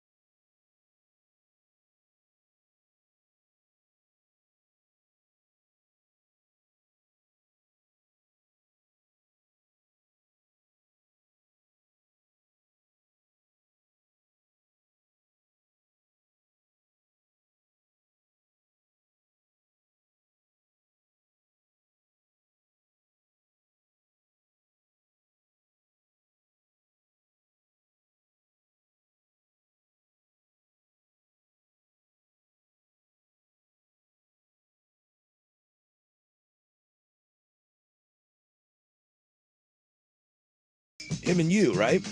Is that what you're doing? Well, YouTube I'm tomorrow? producing. I don't know if he's bringing in a second.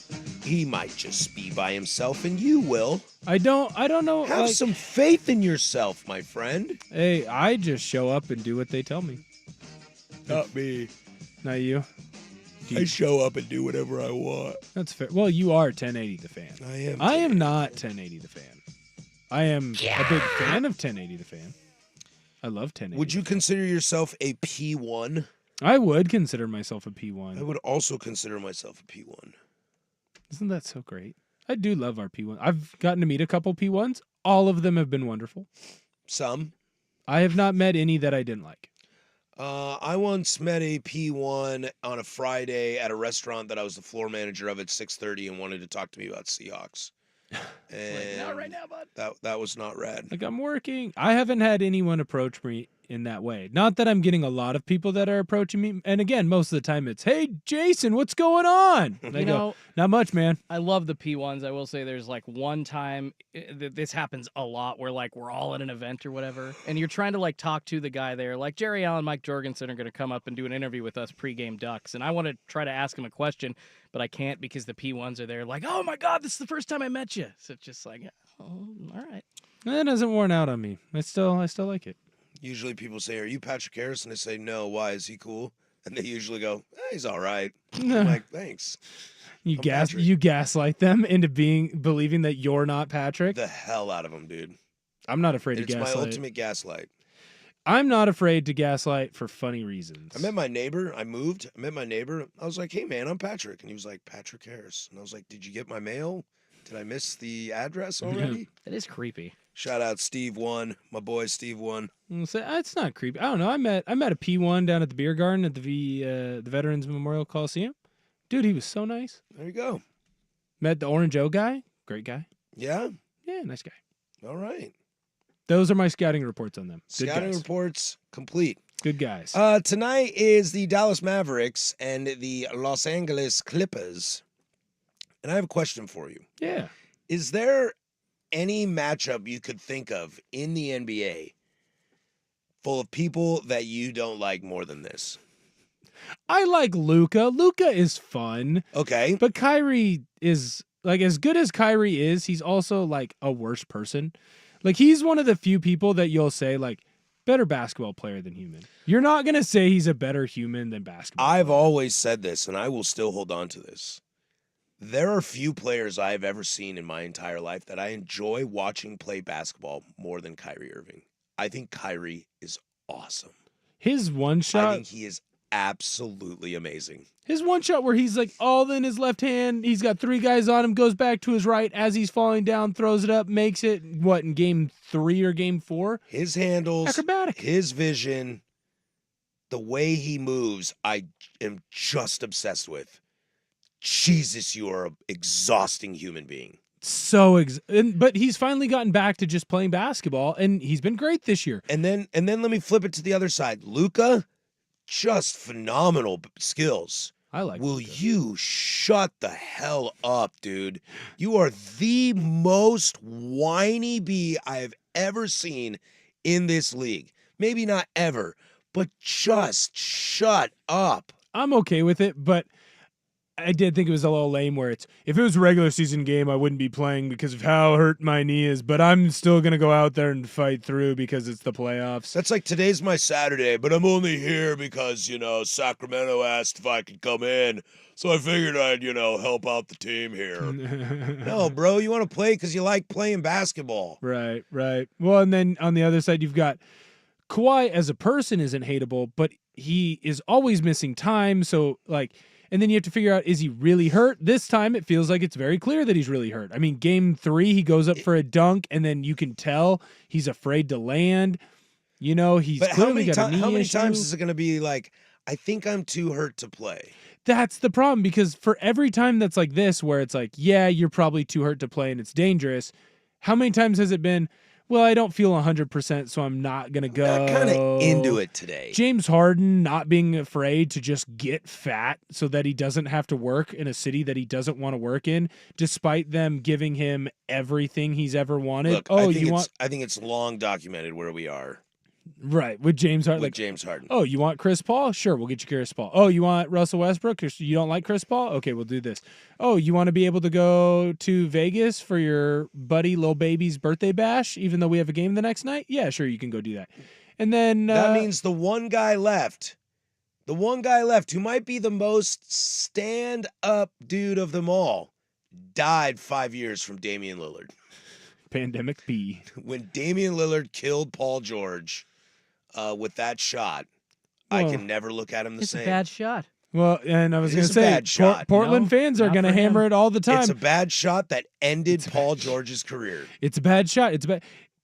He's technically not wrong, but he made it. So guess what? You're technically wrong, No, Paul. for Steph and for Dame, who shoot that logo shot at a near 40% clip, it ain't a bad shot. The facts tell you otherwise.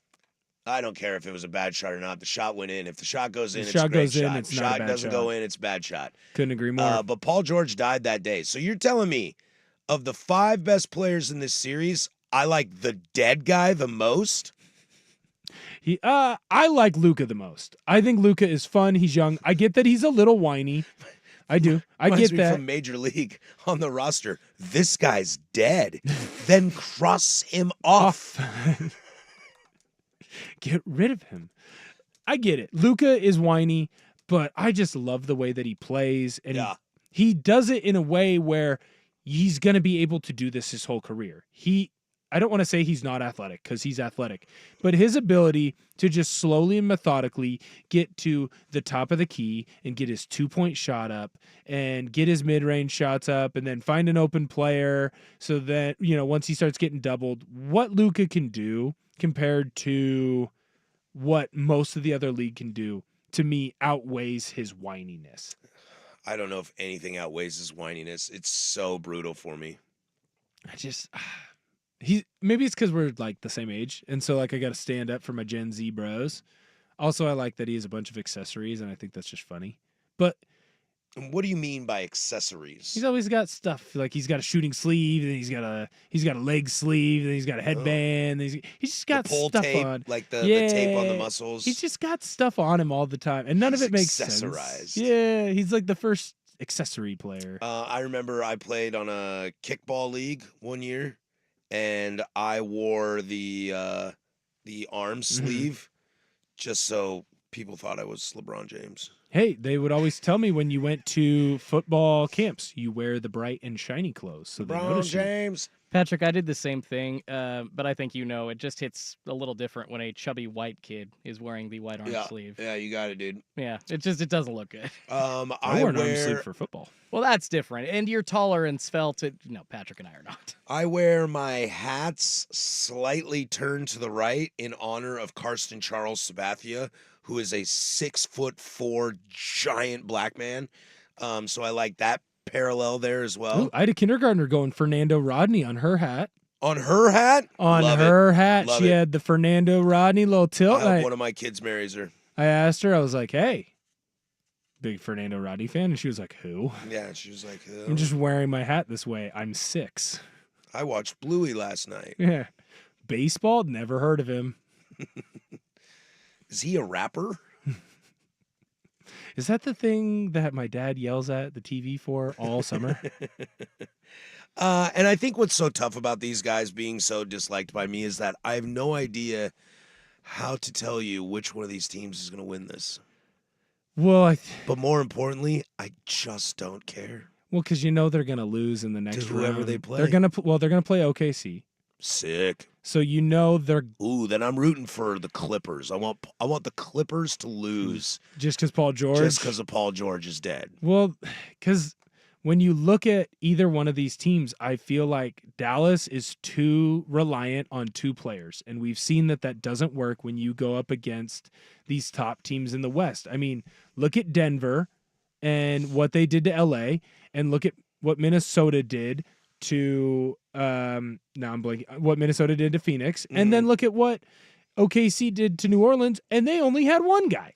So imagine what they're going to do to Dallas with Luka and Kyrie. Now, that being said, they'd probably still win a game or 2, and then they'd lose in 6. But then the other one, and I think it's a much worse matchup, is the Clippers versus OKC, because Kawhi's probably not going to play, or if he does play, you're getting a 65% version of him because he's hurt and has a bum knee. James Harden is going to have one, maybe two good games. Oh, right. The rest I want of the James games, Harden against OKC too. he's going to be horrific. Can you imagine Lou Dort putting him in the torture chamber and just playing lockdown defense on him all series long? Paul George will guard SGA. That'd be a fun matchup because Paul George is an underrated defender and maybe the most underrated player in basketball. But what are you going to do with Chet Holmgren? Like, he's going to dominate you. He's such a... You going to put Zubac on him? Yeah. No, Zubac Dallas can't has better stay with size. him. Dallas is probably the better matchup. But again, like Dallas is going to win 2 games against OKC. Maybe they get a third, but they're going to be so reliant on Kyrie and on Luka to just go off. Can they go off 4 times in the series and hold SGA, hold Chet Holmgren down, Jalen Williams, who has been phenomenal this year, and then OKC with Lou Dort, he's the unsung hero because you have a true lockdown defender, but you have it from a guy who can guard any of the 5 positions for the most part. Like, he might not be great guarding a center, but if you're looking at him guarding 1 through 4, he can do it. And he can do it at a high rate. He's going to be their version of Draymond Green. Not as good offensively, but defensively, I'd say a better version. They're going to force me to go to Game 7 on this garbage, aren't they? This series, I think, goes 7. I think so lame. I think we're gonna see Dallas. So lame. I think we're seeing Dallas LA as a 7-game series. All right, when we come back, we'll pull a little from the hot corner. Let's do a little fair or foul because I feel like it. And I didn't get to do the hot corner yesterday. And you know what? Damn it. It's my turn. Well, it's our turn. Ours. It's your turn. Communism, ours. Socialism, communism, and all rolled into one. Speaking of that, there's Schultze with sports. Now, from the Fan Sports Desk, a Sports Center update on 1080 The Fan. First on The Fan, the first round of the NBA playoffs continuing tonight. The Boston Celtics trying to knock the Miami Heat out with a 3-1 series lead of the playoffs completely. About 4 minutes to go in the second quarter. They lead 62-41 right now. Derek White getting started off for the Celtics very well. 17 points for him. Jaylen Brown adding 15 so far. Your leading scorer for the Miami Heat, Bam Adebayo, so far with 18 points. Then you got the Los Angeles Clippers hosting the Dallas Mavericks. That series still tied at 2 games apiece. Luka dealing with an illness, but he says he will play. Kawhi Leonard out for Los Angeles. The Mavs still a 2.5-point favorite. Tip-off around 7 p.m. on TNT with coverage getting going over on 910 ESPN in about an hour at 6:30. In the NFL, the Denver Broncos not picking up the 5th-year option of quarterback Zach Wilson. They're going to save almost $22.5 million by not doing so. And in baseball, the Mariners not able to get the sweep against the Braves in Atlanta. They get the win 5-2 over the M's. Seattle off tomorrow before beginning a 3-game series in Houston on Friday. More sports scores and stories in 30 minutes. I'm Schultze at the 1080 The Fan Sports Desk. Listen live or on demand on the Odyssey app, the Fan's desktop player, or tell your smart speaker to play 1080 The Fan. The Hot Corner, now in its new time. Tuesdays at 7 after Isaac and Soup on Portland's sports leader, 1080 The Fan. It's time for Who's Leading the Charge. A look under the hood at the coaches, players, and teams getting it done. Brought to you by Battery Exchange. Runner goes. Swung on and drilled deep to right. The hooking drive. That's gone. Polanco and a line drive. 2-run homer, and the Mariners have the lead here in the 3rd inning. Jorge Polanco with that 2-run blast last night. Mariners beat the Braves 3-2. You know, Polanco had the RBI late today, even though it didn't really matter, only because I dropped him in fantasy yesterday. Well, he's finally starting to figure it out, but so are the Mariners. Thank goodness after that slow start to the first couple weeks, they finally figured it out, and they aren't going to start this April and May in a hole. Castillo was awesome last night. Who's Leading the Charge is powered by Battery Exchange. Power up your spring at Battery Exchange. Mention code BXT10 at checkout for 10% off your entire purchase this month online at batteryexchange.com. It's Window Nation's semi-annual sale, and it's a big deal. Right now, get 50% off all windows, along with no interest for 5 years, plus bonus savings when you schedule a consult today. If your windows leak, get foggy or hot, or you're paying high utility bills, that's a big deal. With Window Nation's semi-annual sale, you can replace your windows and save a big deal too. Schedule a no-obligation in-home estimate now. Call 866-90-NATION or visit windownation.com. Without the ones like you, who work tirelessly to keep things running, everything would suddenly stop. Hospitals, factories, schools, and power plants, they all depend on you. No matter the weather, emergency, or time of day, you're the ones who get it done. At Grainger, we're here for you with professional-grade industrial supplies. Count on real-time product availability and fast delivery. Call, click Grainger.com, or just stop by. Grainger, for the ones who get it done. Tyler from Wendy's here. The best part of Wendy's new Cinnabon Pull-Apart is every part. Unlike mornings, which have no good parts, until now. Because with Wendy's new breakfast Cinnabon Pull-Apart, mornings finally don't completely suck. And now that mornings have warm cinnamon sugar rolled dough and ooey gooey frosting, are they the best part of every day? Probably not, but you get the idea. Get to Wendy's today and get the best part in every bite with the new Cinnabon Pull-Apart. At participating U.S. Wendy's, Cinnabon is a registered trademark of Cinnabon Franchisor SPV LLC. Prescriptions require an online consultation with a healthcare provider who will determine if appropriate. Restrictions apply. See website for details and important safety information. Subscription required. Price varies based on product and subscription plan. Hey guys, did you know there's a generic form of Viagra that works just the same but is 95% cheaper? And you can get it online at hims.com/radio. Through Hims, you'll get a free medical consultation.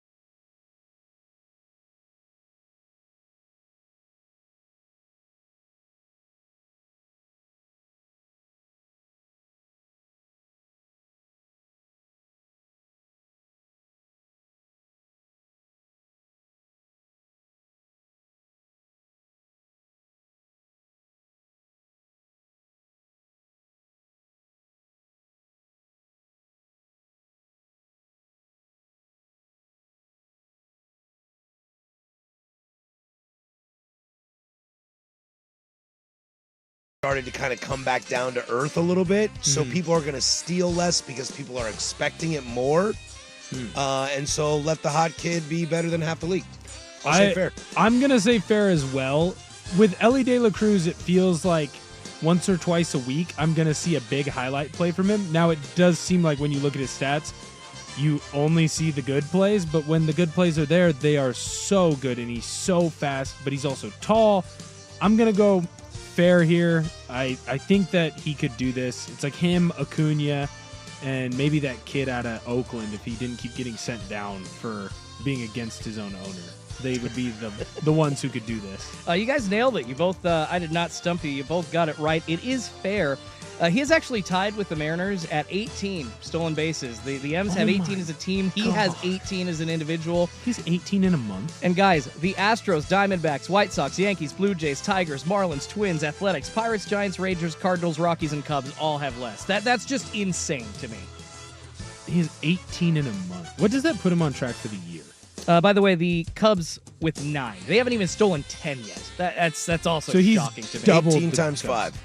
18 times 5? You know, Patrick, I'll get back to you on this math. It's funny that some teams are taking advantage of these smaller, I think it's like these bigger 85. bases. 90. Yeah, 90. Smaller lengths between bases, bigger bases themselves, and other teams just don't give an S about it. It's weird. Yeah. Would he be the first to get 100 steals in a season? No. No, Ricky had like 132, 130. Oh my God. I knew Ricky. Dude, Ricky had 100 stolen bases at the strike in 94. Yeah. I knew Ricky be Ricky, but I didn't know Ricky was being Ricky like that. Yeah, see, that's what you don't know, Will, because That's of your 90s. age. It's not That's your 90s. fault, but because of your age, Ricky is Ricky, and people laugh about that, but it's because Ricky was Ricky. Ricky was nasty. Yeah. Did not give Ricky Henderson enough credit. All right, guys. Fair or foul number 2. Talking about one of the league best teams right now, New York Yankees, surprisingly getting off to a better start than everybody thought they would. They are. There goes $20 of Patrick's money. This is why I don't gamble, folks. They are facing off against the Baltimore Orioles right now. They are up 2-0. Fair or foul, guys, the New York Yankees have only won 3 more games this season compared to the same day back in 2023. Fair or foul? I am gonna say foul. I'm gonna say foul on this one strictly because I feel like you're not gonna go 2 fairs in a row. Such bad logic. This is my logic on this. I think he's gonna go foul. I don't really have a great remembrance of how well they did last year. I feel like they were really hot to start, and then once Judge broke his toe, they started to struggle a little bit more. So I feel like this is one that he's trying to use reverse psychology on me. I will say fair because I watch baseball, and I do think they got off to a hot start last year with Garrett Cole, who won the Cy Young, and the reigning MVP looking like an MVP before he got hurt. And then things went real bad for them when they showed how old they are, and I cannot wait for that to happen again this year. It is foul. It'll please our resident Red Sox fan, sales bro Ryan Cooley. It will make him so happy to see the Yankees fail. It is foul. I was trying to stump you only by 1 game, though. So today they're actually 19-15. And at this point last year, they were 15-15. So 4-game difference, in my opinion. Red hot Yankees. Yeah, exactly. 4 games over 500. It's not that big of a difference. And frankly, early games matter in the season. So like, stop saying that these games don't matter. Unless you're the 2019 Nationals. Then they don't. The Mariners are in first place. Stop the count. Yeah, we're done right now. Postseason start right now. You know what? Let's get right into the next question, which involves the Seattle Mariners, guys. Simply put, they still have the highest chance by Fangraphs to win the AL West. We're talking like almost 60% chance. That's awesome. I can't believe it. So what do you guys think? Fair or foul? The Mariners at this point still in first by half a game over the Rangers, yet to play the Natties today. They will win the AL West. Fair or foul? I'm going fair. Mostly because I picked them to win it in the Hot Corner preseason show. Look, this team's going to figure it out. I was listening to some guys on MLB radio this morning, and they were just saying, like, think about if this team figures out how to hit, how scary this team could be. Today, the Mariners finally became the last team in baseball to have given up 100 runs. Crazy. That's absolutely They had insane. 97 going in today. They gave up 5. So they're at 102. I'm going to go fair as well. And it's strictly because when you have pitching and you're this deep in your pitching staff, and it's going to get better when you get Brian Wu back. And if you need to go trade for an arm because it sounds like Matt Brash is going to be gone and he's not going to come back this year. Or RIP. dead. Matt Brash or Paul George. Or Mike Trout. Oh. Who's the most dead. It's probably Matt Brash. Right. But if you need to trade for someone at the deadline and get a bullpen arm or two, you can go and do that. Eventually, you have to expect the hitting to get figured out because the last 2 seasons, they have figured it out. It just took them until June or July. When you have a pitching staff that is this dominant, and it's not just 1 through 2 or 1 through 3, it's 1 through 5. And we haven't even seen number 6 yet. It's true. That's such a dominant pitching staff to where if you're giving up 2 runs most games, you should be able to win a lot and get into the postseason. I think that is completely fair. I'm going to add a little caveat of my own here and say fair as well, because guess what? Huge news for the Mariners today, guys. They got some money injected into their organization. Microsoft Vice Chair and President Brad Smith and his wife, Kathy Surris Smith, have purchased a stake in the Mariners. That came out today. They're only the 3rd people to join the ownership group since 1992. I would assume since they're from Microsoft, they got a lot more money than John Stanton does. So I see a midseason acquisition coming. That's just my little tinfoil hat hopefulness here. All right, last fair or foul. It's involving Orioles star Gunnar Henderson. He's just been going nuts to start the year. I mean, frankly, his entire career. AL Rookie of the Year last season. So let's go fair I'll or give you foul. Logan Gilbert for him. Huh? I'll give you Logan Gilbert for him. A straight up swap. Straight up. Bryce Miller. I'd do that. Bryce Miller. Yeah, you Oh, want I Bryce mean, Miller. Bryce Miller. Yeah. Obviously. You want Bryce Miller. Bryce Miller and what if it took both Sam of them? Haggerty. What if they said, What if they said Gilbert and Miller? Gunner, we'll give them to you. No. No, wouldn't do that. I'll give them Miller and Light. Well, hey, Gunner is really good at hitting home runs, guys. So he's already got 42 in his career. I want to ask the question, fair or foul. He will become the fastest player ever to reach 50 home runs. He's played in 215 career games so far. He's at 42 home runs. A-Rod, the fastest ever at 269 games. Cal Raleigh in second at 271. So, I don't know, just kind of doing some math and some numbers here. He's got to hit 8 home runs in the next 50 at-bats-ish. I don't know, what do you guys think? Can he become the fastest player ever to 50 home runs, fair or foul? I'll start with this. I think it's fair. He is currently, I think I read today, he is currently the youngest player to hit 10 home runs in the first month of a season. Really? At 22 years and some odd days. The kid's really good. And boy, when you're really excited about Jackson Holliday to play shortstop for you and he is not quite doing the thing, boy, it must feel nice to have Gunnar Henderson. Right. I'm going to say foul just because baseball is one of those sports where you can get hot and you can get cold and it can be kind of fickle. I think it's easier to just take the under in those situations.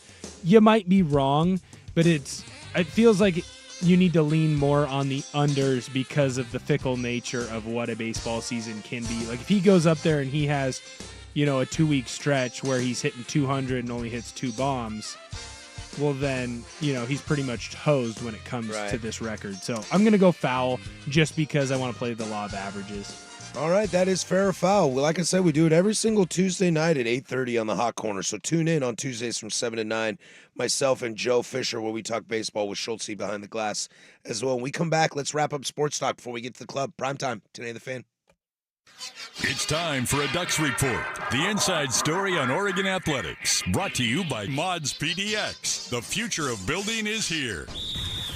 Stop me if you've heard this before, but redshirt freshman cornerback Colin Gill has entered the transfer portal. That's another one, as we were talking about yesterday, as a 3-star went into. No surprise, Oregon's defense backfield is pretty heavily loaded right now, and I think this is just going to kind of be the norm for a few months. Well, if you listen, fish out what you need and get rid of what you don't. When you listen to Andrew Nemec, he explains greatly what these teams are doing. If you're a player that they don't believe is going to be playing quickly, they are going to de-recruit you from their school. It just seems like that's what's happening here. It's not that they're mad at the kid. It's not that the kid's bad. It's just he's not going to play at Oregon, so he should move on. Do you think Shedeur Sanders knows who he is? Probably not. I don't think Shedeur knows how like 90% of his team is. Mods PDX, the future of building, is here. The Fan merch locker is now open. The T-shirts are made. The T-shirts.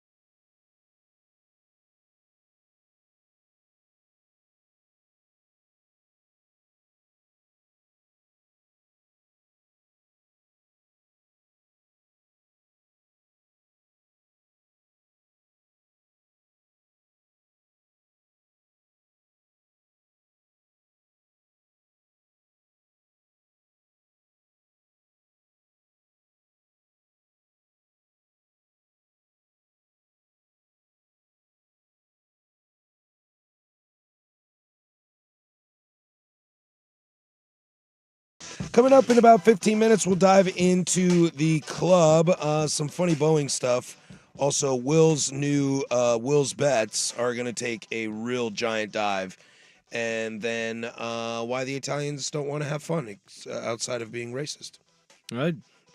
I think I've got some Italian in my blood, and so I have to say Would you like some Italians more? want to have fun. Italians just want to. I mean, are you named Soprano? Because Soprano, maybe. Would you like some more Italian in you? Again, That's if my your best name friend is used to say in college. Soprano, He was like, I can give her some Italian. You're like, oh, God, dude. like sick pickup line. How often Yeah. does that work? Never. Yeah. No, he actually likes dudes now. It's really funny. What? Yeah. That's hilarious and It's awesome. great. Good for him. Yeah, it's really hilarious.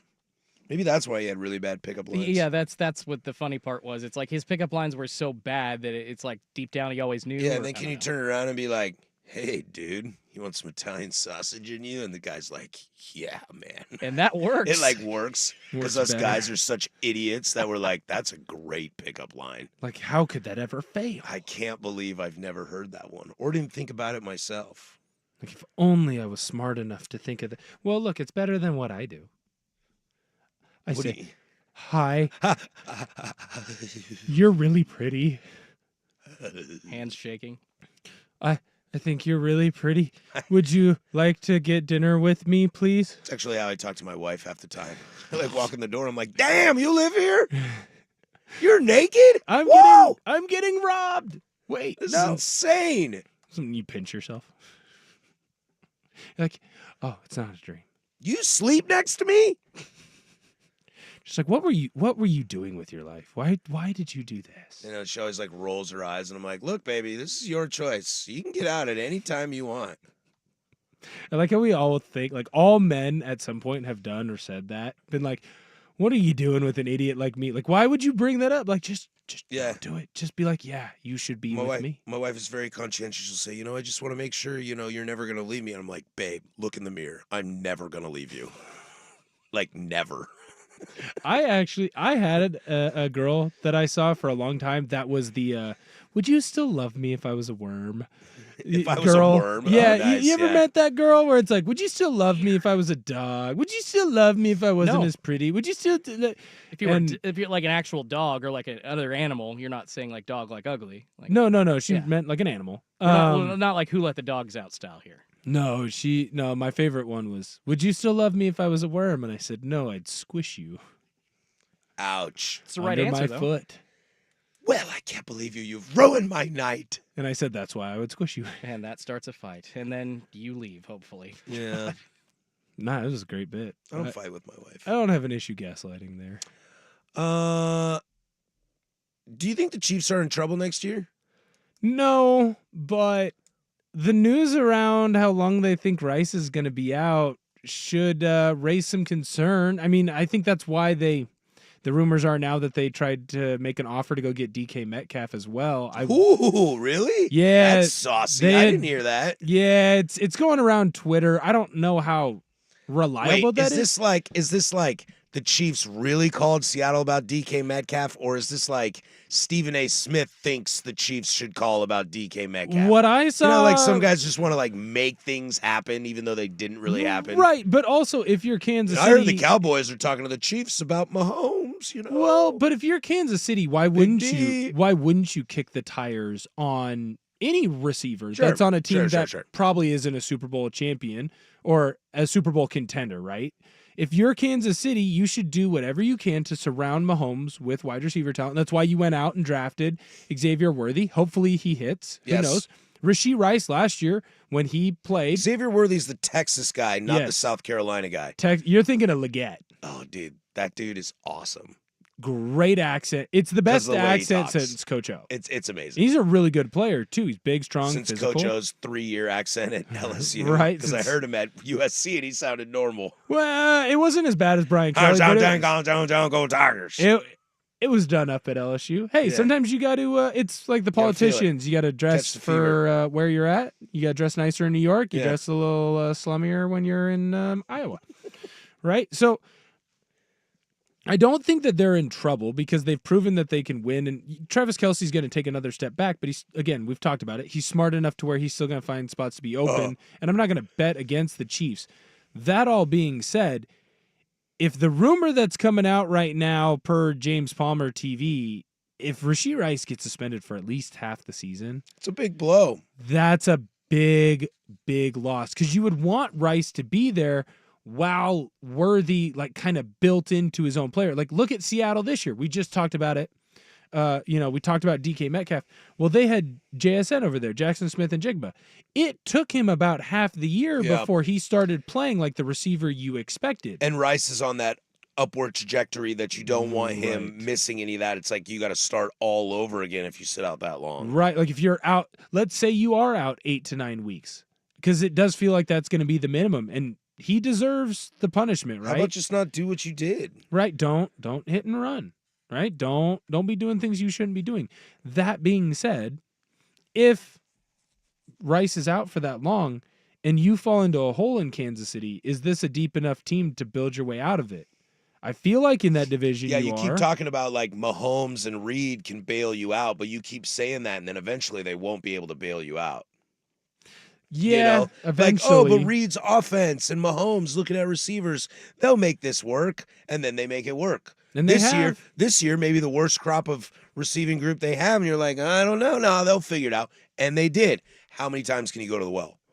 Right. And how many times can you rely on that? Now, the division isn't great, right? Like, I think LA is going to be better, but I don't think that they're really challenging you.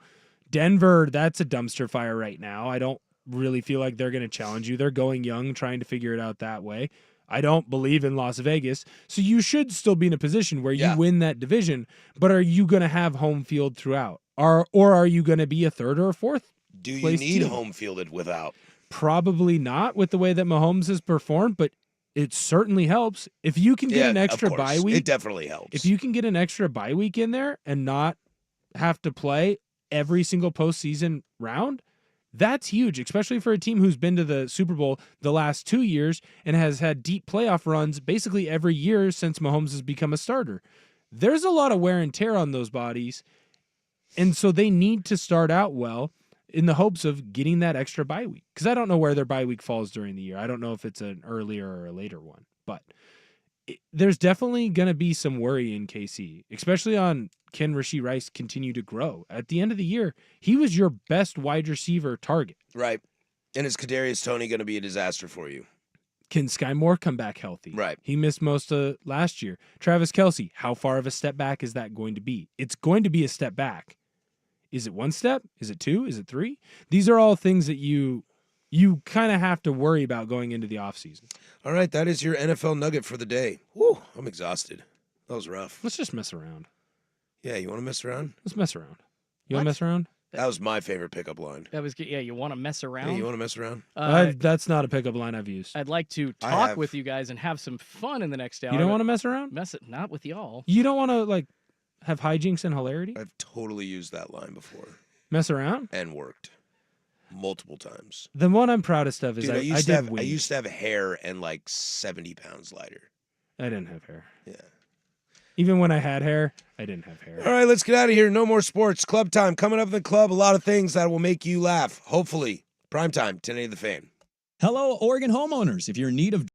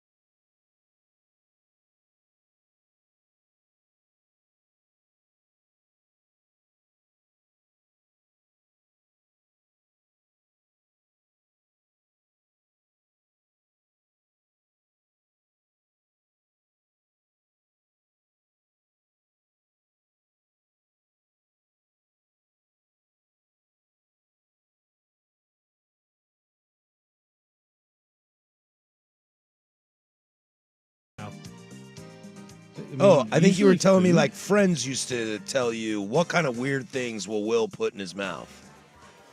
Like you were trying to tell a story and you got caught, like how drops are. Oh, I was gonna say I don't remember I mean That's a lot of sometimes- time spending on your knees. Oh yeah, You just get caught. You just get caught. I was gonna say because I mean I chewed on like caps and stuff like that, but I wasn't out there like, what is this mysterious item? Let's put it in my mouth and figure out what it is. Damn, dude, you just you set me up here, man. You know what I mean? Well, you can't. Jordan, don't pull it. I mean, there's music. He in looks the really background. I could still probably do it. Oh, thanks, Mike. Old Lynchy. Thanks, Old buddy. Lynchy poo. Vancouver Ford text line 503-864-6326. The key way to respond to that girl asking you about would you love me if I was a worm is clarifying questions. Did she get turned into a worm and you know it? Of course I'll love you and I'll do my best to reverse your curse. Is there an alternate timeline where you've been a worm your whole life and I've been me? There's no logical way in that scenario for me to fall in love with you. You are a worm and I know no different. No. Solid No, advice. it's great advice. But not to Psycho. Not following it. What was her name? Nope. Does it rhyme with Schmenifer? No. It is such an abstract name that it would be known right away. Isachi. Yes. It was Isachi. She was Italian. And she she was Italian. Isachi. That's right. All right. Yep. She was All Italian. Yeah, it was well known. No, look, man. You can put it on the Every girlfriend, I'm sure boyfriend too, has that one thing where they do that. Like I had one that liked to hit and didn't realize, not like that, but you're playing with your buddies, you playful little jab on the shoulder. She didn't realize she was much stronger than she was. Give you a playful jab on the shoulder and you're like, oh my God, that hurts. That's like a Seinfeld or a Friends episode, right? I had one. Oh, it's a Joey. It's Friends. It's Joey. Yes, Joey's with She's the like, cute oh, girl. you're so funny. And just drilling him, man. Yeah. That one really hurt. I had one that was really into Celtic music. Whoa. What? Weird. Whoa. How long did that last? 8 months. God. I had a partner for 2.5 years that was really into Lord of the Rings and dabs. But Wait, not just- like these dabs. like smoking Like dabs. smoking dabs. She's rolling up Well- hey, Patrick. Are they Just 24/7. No, I got a 7-year-old. What's going on, 7-year-old at home for Schultzy? that. In public, it was like, people were like, bro, what is with the dabs? It's like, I don't know. She's really hot naked, though. I don't know what to tell you. I mean, does she like to watch Lord of the Rings, play the video games? Like what? All Was the she above. was she dressing up? Were you going to Comic-Con? Yeah, that was No, she. I Was wish. she like That's one of hot. those reenactors? She was like Gandalf. And you were What is it called? Frodo? LARPing or whatever? No, that's Ooh. different. LARPing is different than LARPing? like Comic-Con. I LARPed one time. No. But I do think fans of Lord of the Rings, they would do Comic-Con, but then there's also another section of them that would go LARP. Have you LARPed? LARP's fun. No, I have LARPing is not. fun. Live action LARPing, roleplay, man. it's really an excuse to hit people really I've hard been with trying a to sword. LARP with my wife for years. But she won't. She just won't have it. Babe, the cheerleader outfit, please. No, that's the I am Gandalf the Grey. Yeah, dude. I am 1080 the fan. And you are Soros. Oh yeah, who's what's Liv Tyler's Can I character's convince name? my wife to dress up as Isachi for a spicy night in the bedroom? I don't know. That's Maybe his heroine, yeah, Liv Tyler's character. No. Not Arrow. You're not an heroine. No. She's Arwen? destined to be with Aragorn. Come on, dude. Have you read the books? Yes, but then he dies, so she'll still be there for you after. I haven't seen those movies in so long. You should read the books. I They're read fun. the books. Yeah, I did. Long time. Mr. Kramer's class. Shout out. Shout out Mr. Kramer if you're alive. Fourth and fifth grade. Are your teachers still alive that you had? Yeah, your teachers are still alive. Well, I mean, my dad's still alive. He was my teacher. Well, I guess that's true. Yeah, no. Kudos to your dad. I'm glad that your dad's yeah, alive. kudos to him. Yeah, I'm glad your Still- dad's alive. Still kicking. Happy it. for you, Will. Good for him. Yeah, no, I ran into my first and second grade teacher, Mrs. Smith, the other day. One of my all-time favorite The teachers. One of my all-time favorite teachers passed away years ago. Oh, really? And we have these conversations. Sometimes we'll be around with my old friends and we'll be like, Yeah, I remember that in so-and-so's class, and I was like, right? R.I.P. to a real one. They're like, Patrick, she's not dead. And I got in an argument with everybody. I was like, guys, she is dead. She's gone. They were like, no, she's not. And I was like, I am not losing this argument. And sure enough, she unfortunately passed due to cancer years ago.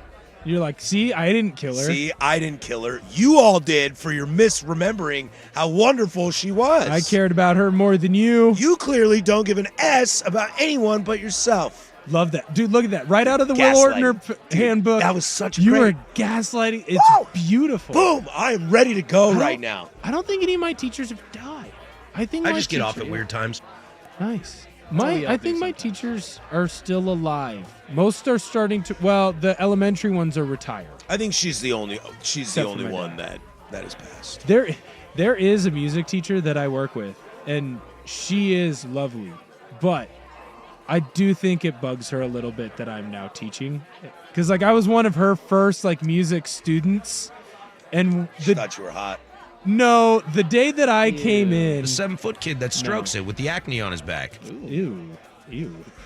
Ooh, I did not. Are you describing like Robert Swift? No. Lori Markkinen. Okay, Nice. all right. Nice.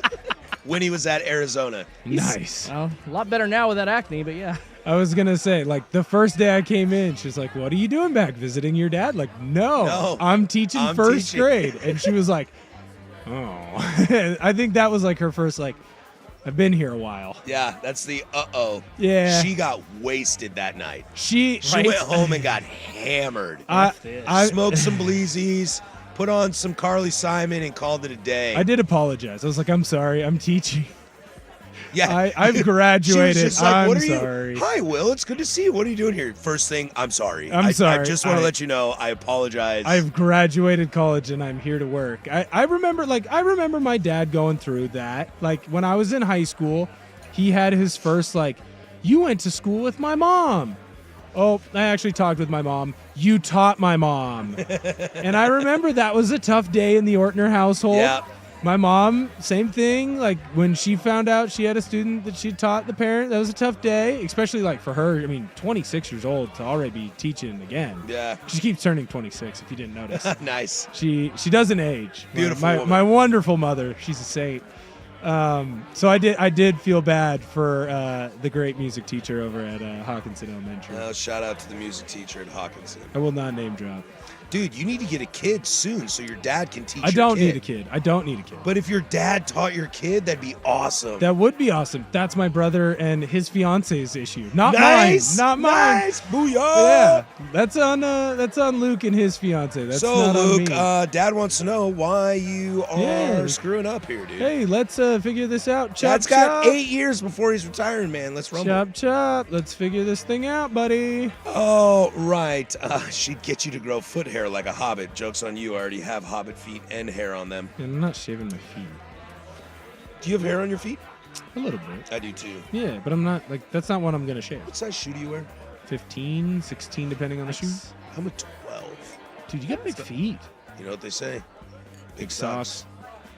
Big socks. I'm only an 11. I got the smallest feet in the room. I have extremely flat You actually have feet. the biggest feet in your room. Shut up. Boom! I also got Roasted. the only feet in my room. All right, we come back. Believe it or not, we've got more fun with Boeing, as this is just a gift that keeps on giving. Again. Yeah, and we've got a resident air traffic controlman here, Jordan Schultz. Get to that next. More Club Hour, 10 A the Fan. The home of Dirt and Spray. I'm dirt.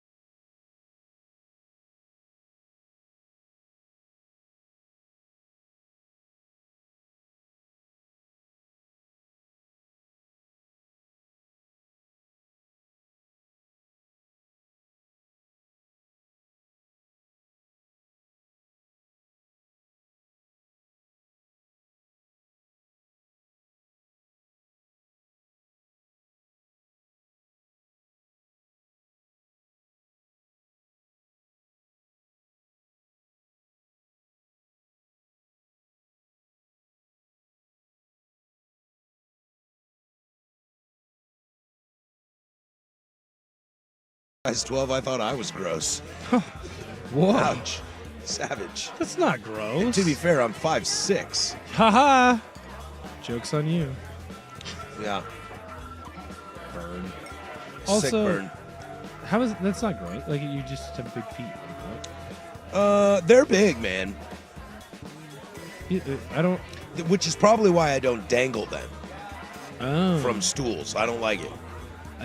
I know we've already talked about. I love dangling. Like I find it funny. That is a big guy problem. That is like a big guy, Like- not problem, a big guy. Like enjoyment. Yeah, a luxury. And then like I'll hold on to the chair too on the front, and then just like swing my feet and like That's do like a little. You would movement. probably giggle if a girl like picked you up. Oh, that'd be awesome. If a girl picks me up, I'm very self-conscious about that. I would be ecstatic. I've had people try. It'd be easier now. I should say a partner, not just any random woman. Anyone in general, if they could pick me up, no, good for you. There's not many who can. Oh, I Are can't you get it okay? out. Oh, I was like, Ooh, are you there it okay? went. God, that I was thought needed. I thought we almost lost you there. Well, I was trying to channel some rop there, and then it was like, don't do it, but I really And it needed just it lets out a burp. Yeah, it just had to happen. You know, continuing to fall Boeing's success rate here is a never-ending plethora of fun, correct? We had Well- the door land in someone's backyard. What did you see? Did you hear about the rescue slide that fell off the plane the other day? Heard about that? Yep. Well, it was in the air? Yes. So Wow. like the slide that you would need, it like fell off. That's not like hook. I thought that was hooked underneath the bottom. Right. It should be. Yeah, it is. They forgot the bungee cords? Yeah, flight 520 en route to LAX from JFK, and that's in New York City. So New York to JFK LA. was a president in the 60s. You good with that? Brother to Robert. Excellent. Well done. Both shot and killed. assassinated. There. I'm proud of you. Had to make an emergency landing shortly after takeoff. The reason was the evacuation slide fell off, triggering an alarm in the cockpit. The flight returned safely to the airport, but the 767's emergency slide was gone. Well, we found it. Where? 2 days later, this guy, Jake Bissell-Linsk, was outside of his oceanfront Queens home when the slide washed up on shore. Now, what do you think Linsk does for a living? He's an engineer for Boeing, obviously. I'm going to guess he is an NTSB investigator. I don't know what NTSB is. National Transportation Safety Board. The people that come in whenever these things happen to look at it. Somewhere in the middle. He is a lawyer for a firm that is currently suing Boeing for the door blowout. The worst possible place that could end up for Boeing. Man, how you get fired on your day off? Like, that's what that sounds like to me. Do you know what, though? That guy better be careful. Like, do you just go to the courtroom with the slide? You're like, guys, this washed up in my house yesterday. You like take a picture, you're like, what's up? Can I put this into evidence right now, right here? Like, hey, guess what just showed up? It's the bottom of an emergency slide that we're suing you for negligence. We already were. We're just gonna add this in. This is gonna go into our docket. Well, and it was like, God, I think 3 weeks to a month ago, the covering of a wing came off. The plane was fine. Yeah. It landed. It was in Florida, but the literal metal covering on the plane peeled off mid-flight. Looked awful. Well, in honor of Isache, did they turn around or did they just get to their destination? Because we all know that if they turned around, he'd be fired up and upset about it. It's true. I mean, this one that had the slide fall out, they turned around. Why? Because the alarm was going off in the cockpit?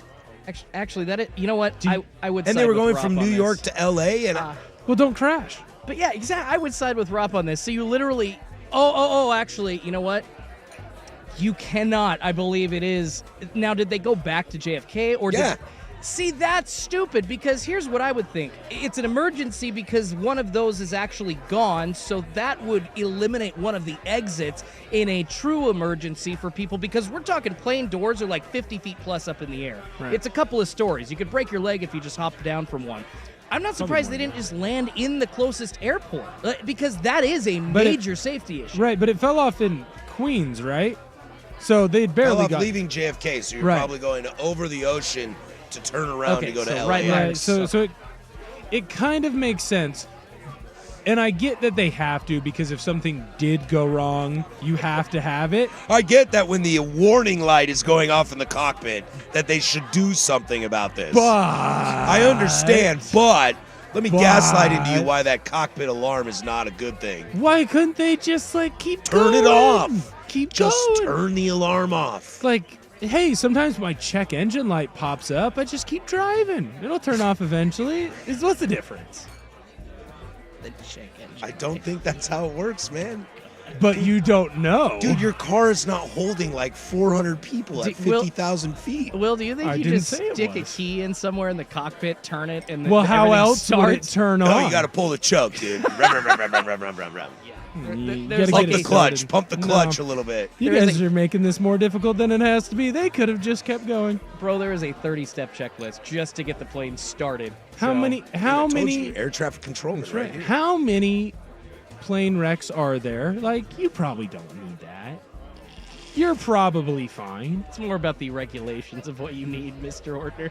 It's not about the situation happening. It's when the situation happens. But now you're delayed. What if one of the people is a police officer and they're going to, go Or rob stop himself. a crime? Yeah. What if there were people on there that had to get to a very important business meeting at the business Should have convention? chartered. If it's that important, Will, don't put your fate in other people's hands. Or, in the case of this, in Slide's hands.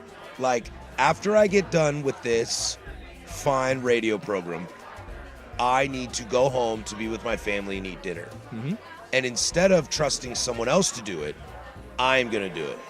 Because I know that I will get it done. Right. But this isn't going to affect how you land. No, but what I'm saying is if you, must get to that business conference, don't trust other people to do it. Do it for you. You've seen Due Date. I don't know what that is. It's a Robert Downey Jr. movie.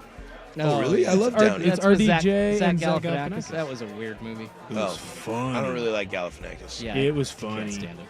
It was hilarious. Great movie. They're he has to get back for the birth of his child. And then Zach Galifianakis gets them kicked off an airplane. Over under 6 more things found from Boeing planes in the next 6 months. That is a minus 10,000 over. Over. They're clearly not making their planes to the degree that they used to. Well, they're not putting any money into R&D anymore. They have become Boeing used to be an R&D based company. They are now a stock buyback company. That's research and development. Thank you. Yeah, since McDonnell Douglas merged with them in the mid-90s, Boeing had an amazing safety reputation. Now they don't. Because of McDonnell Douglas. Vancouver Ford text line. There was a study that just came out that showed that airplane incidents are actually occurring at a lower rate over the last year than in years prior. It's just they're getting reported on more often after the door plug incident, but statistically, it's actually safer to fly than ever. I am reading this on the internet, which tells me it's true. See, this is exactly what I said. Just land, you're fine. Keep going to where you're supposed to be. Well, this is what we say about the stats. If Boeing... I mean, I can give you their phone number if you want. No, 360-31. But if it's the carriers saying that, Delta, Alaska, and United all got together and said, hey guys, flying's safer than ever. Give me an independent study. Flying is so safe. Let me tell you, it's never been this safe. It's never been safer than this. I can't wait for the fly. Hold on. That's the business report that I give to other people that I meet. Gaslight. You'll never meet a better person. Very funny, handsome.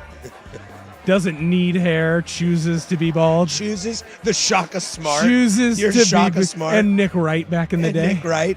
I hate both of them now. I choose Nick Wright to didn't be look good with hair or without You hair. can't choose to be bald and then all of a sudden have awesome hair. Nick Wright doesn't have awesome hair though.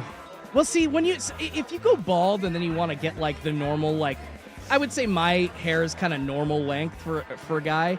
That's fine, but if you want to go from bald to super long hair, what the hell are you doing? The key to fixing a check engine light is to make sure the black electrical tape keeps it covered. If you can't see it, it's not on. That's how I feel about Exactly. COVID. Can't test positive if you don't test. The Dabo Sweeney method. Yeah. We call that pulling a swing. Clean. There are other. Never mind. Fully clean. Yeah, man. Never had COVID in my life. I mean, I've never tested, but testing's for losers. I get ADD. I get anxiety when I test. Dude, we used to have to test every Wednesday in college. Really? For football? Every Wednesday. It's gross. Well, what do you just like? You guys are gross people.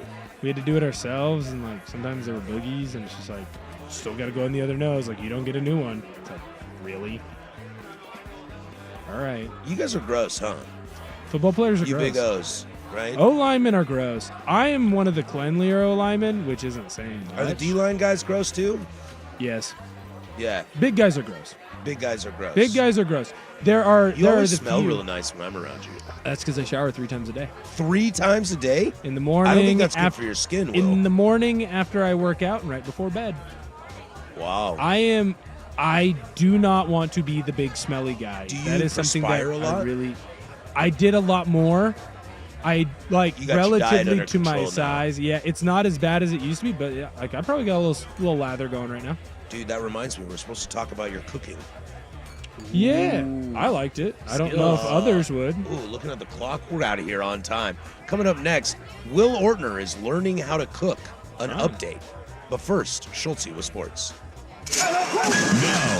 Now, from the Fan Sports Desk, a Sports Center update on 1080 The Fan.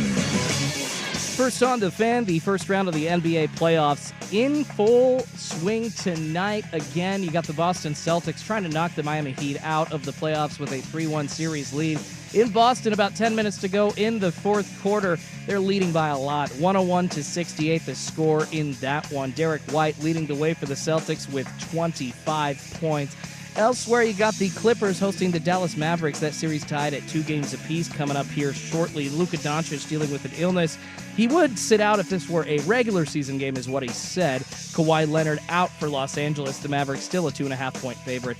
Tip-off around 7 p.m. on TNT. Coverage, though, getting going in a couple of minutes over on 910 ESPN Portland at 6:30. In the NFL, the Denver Broncos not picking up the fifth-year option for quarterback Zach Wilson in 2025. They're going to save almost $22.5 million. And in baseball, the Mariners not able to sweep the Atlanta Braves. The Braves getting the win 5-2 today at T-Mobile Park. The M's off tomorrow before beginning a 3-game series in Houston on Friday. More sports scores and stories in 30 minutes. I'm Schultze at the 1080 The Fan Sports Desk. Listen live or on demand on the Odyssey app, the Fan's desktop player, or tell your smart speaker to play 1080 The Fan. The home of Primetime with Isaac and Sue. Weekdays 3 to 7, 1080 The Fan.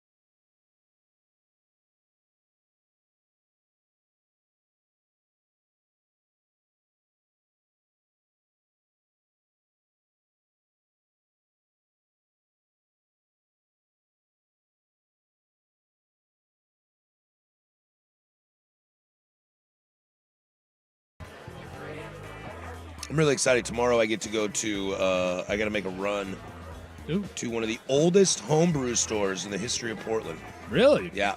Steinbart's over on 12th and Starkish. Yeah. Not only are they a homebrew store, but they also have any sort of like draft tech parts or some brewery parts that you need.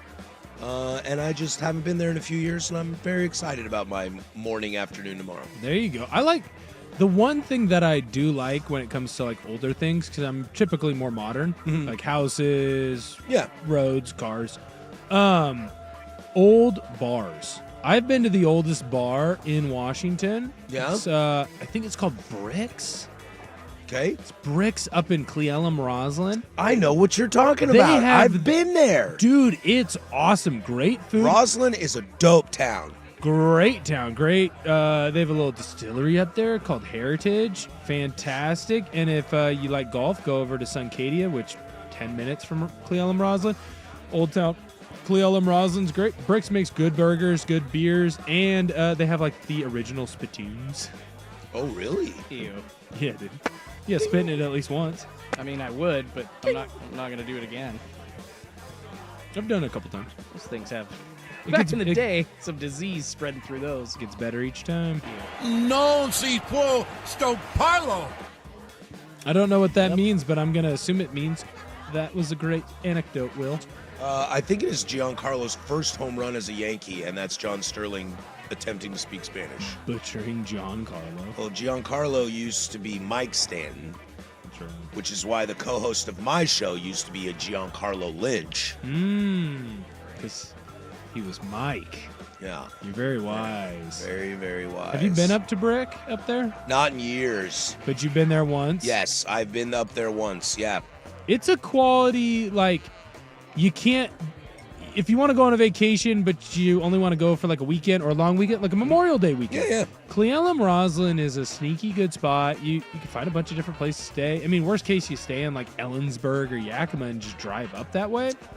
It's like 20 to 40 minutes. Very popular sitcom, kind of independent sitcom in the 90s, Northern Exposure, takes place in Alaska with this veterinarian. I believe he's a vet, or he's just a normal doctor. I think he's a vet. And that Same is thing up there. all filmed in Roslyn. Is it really? And the cafe that they hang out at all the time is the Roslyn Cafe, but they changed it to Roslyn's Cafe, like Roslyn was a person, so you didn't know like where it was. I was gonna say, because there is a cafe out there. There's some. I mean, it's a small little drive-through town, but cool there are little town. certain parts of it that are really cool. Same Cool with little Cle town. Elum. I love the state of Washington. It's a beautiful state. It's my favorite state. Better than the one down south. Boom! We joke, we kid. Just kidding. We love Oregon. If you love Oregon, honk your horn on I-5. Whoa, whoa! 217. Whoa, whoa! It's the same thing. Really should just be It really big is. State. Cascadia. Cascadia. Will, I'm really proud of you. For attempting to cook? Yes. Thanks. This whole, like, grilled chicken and rice is the only thing, man, is not good for you.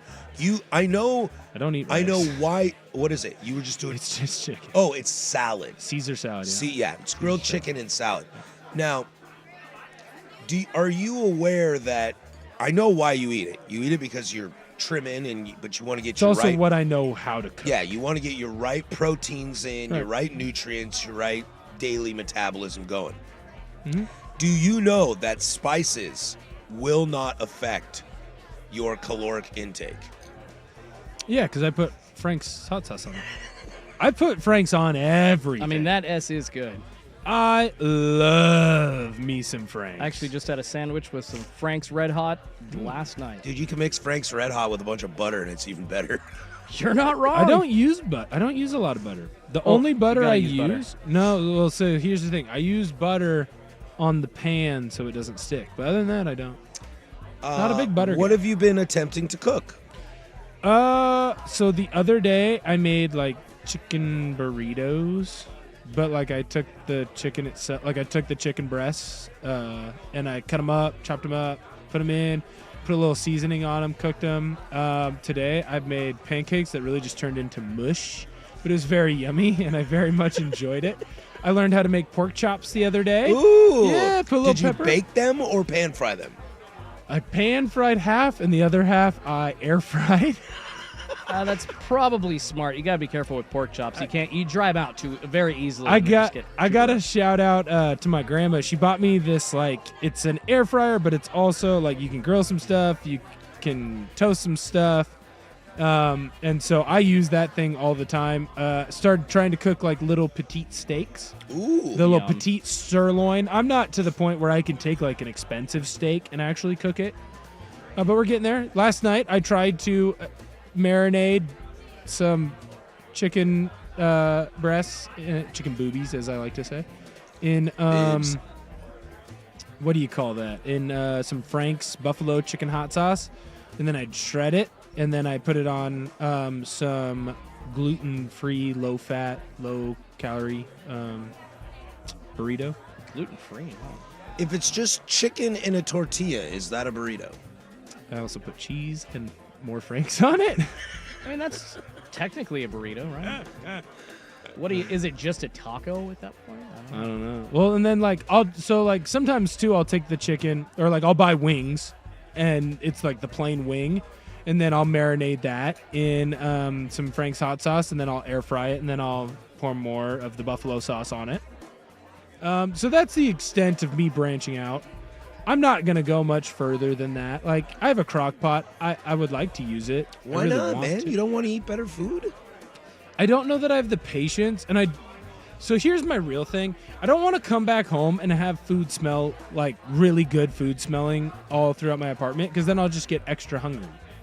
Like, that's not something that I'm about. I wanna be hungry when it's time to eat, and I want to eat, and then I don't want to be hungry anymore. Damn, man, you're like punishing yourself. I'm not. I enjoy it. That's such a Jose Canseco. Like, he's like, I eat to live. I don't live to eat. I'm like, you're a jackass. Well, see, dude, I did live to eat, and I was 315 pounds, and at the time I needed to be big, and I wasn't the grossest 315-pound man you'd ever seen, but I am the grossest 315-pound man you've ever seen. Being 315 pounds is not good for you, so it's time to slim down. I'm down, I think, 70 pounds. Good for you, buddy. Well, I like that you're dabbling in new proteins. I'm trying. Today, when I made my pancakes, I went protein pancakes, and there were little chocolate chips in them. And then I took my chocolate protein shake, and I poured it in there, and that was my mix instead of water. I think tomorrow we're going to go with the raspberry cream protein shake. So it'll be raspberry cream with chocolate chips. Well, I had such high hopes for this. That's a good... You're using protein shake as the water for your batter? No, that one will be powder, and then I'll pour water in it. I'm adding more protein. It's good. I enjoy it. This is the problem. This is the problem with other people. They keep trying to attack me. What do you mean, for what I like. But all my buddies do this too. They're like, hey, Will comes in, and Will is a bad chef. Incorrect. I love every meal I make. I love when I make eggs. I love when I make pancakes. I love my chicken. I love the pork chops I make. Just because you don't like it doesn't mean I don't like it. How many items, non-condiments, do you have in your fridge? That are mine? Yes. Right now, 0, because I have to go to the grocery store. Busted text line. But what do you buy at the grocery store? Gluten-free, low-cal tortillas. Frank's Red Hot Sauce. I get... And chicken. No, hold on. I get chicken. I get ground turkey. I get some kind of pork. Tacos? Yeah. Taco salad. Yeah, I throw it into like a Caesar. I buy like 2 or 3 light Caesars. Okay.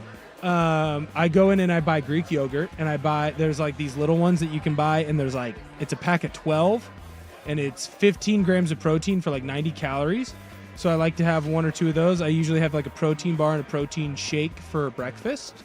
And then I will buy like a Halo Top ice cream or something of that nature, where it's like, it's still a sweet, it's a treat, something that I can have if I have a day like today. I have already hit my protein goals, but I have another 600 calories or so that I can play with. Candy bars. Perfect time to get a candy bar, because I earned it. I deserve it. I did well on what I needed to do, and I will buy that. It's a good thing you're not a stoner. I'd be a horrible stoner. You know what I will say, Will? As much as this is terrifying to me, and as the text line points out, your pancakes sound like an abomination. Again, I should have made them. I doubled the recipe, and then I tried to make one big pancake, and I should have made like 3 smaller ones. I think we're more talking ingredients than actual execution. Oh, you're wrong. It tasted. It was chocolate on chocolate. But I will tell you, Will, there is one part about you that more people need in their life. Whimsy? No, you're just happy. Yeah. You know? I'm a happy guy. Like, we can sit here and destroy you for this. But you know what? Why? You're happy. Well, look, and if you want to destroy It's me, exhausting that's fine. to just be, like, mad at people for things that don't affect you. Well, look, like, feel free. Like women's rights. I'm so mad at you. What do I care? I'm not a woman. Do whatever you want. Well, like, here's the thing. Feel free to destroy me. But then just understand that it's not going to improve unless you come to my house and you cook for me. Because I'm not going to go to your house. Nicely done, Will. If you want to improve my diet, take some ownership and make my food. I would like to improve your betting habits, and I've got a new solution for you, Will. We'll get to that next. This is Primetime, Isaac and Suk, but I'm Patrick, and that's Will, 1080 The Fan. The Fan.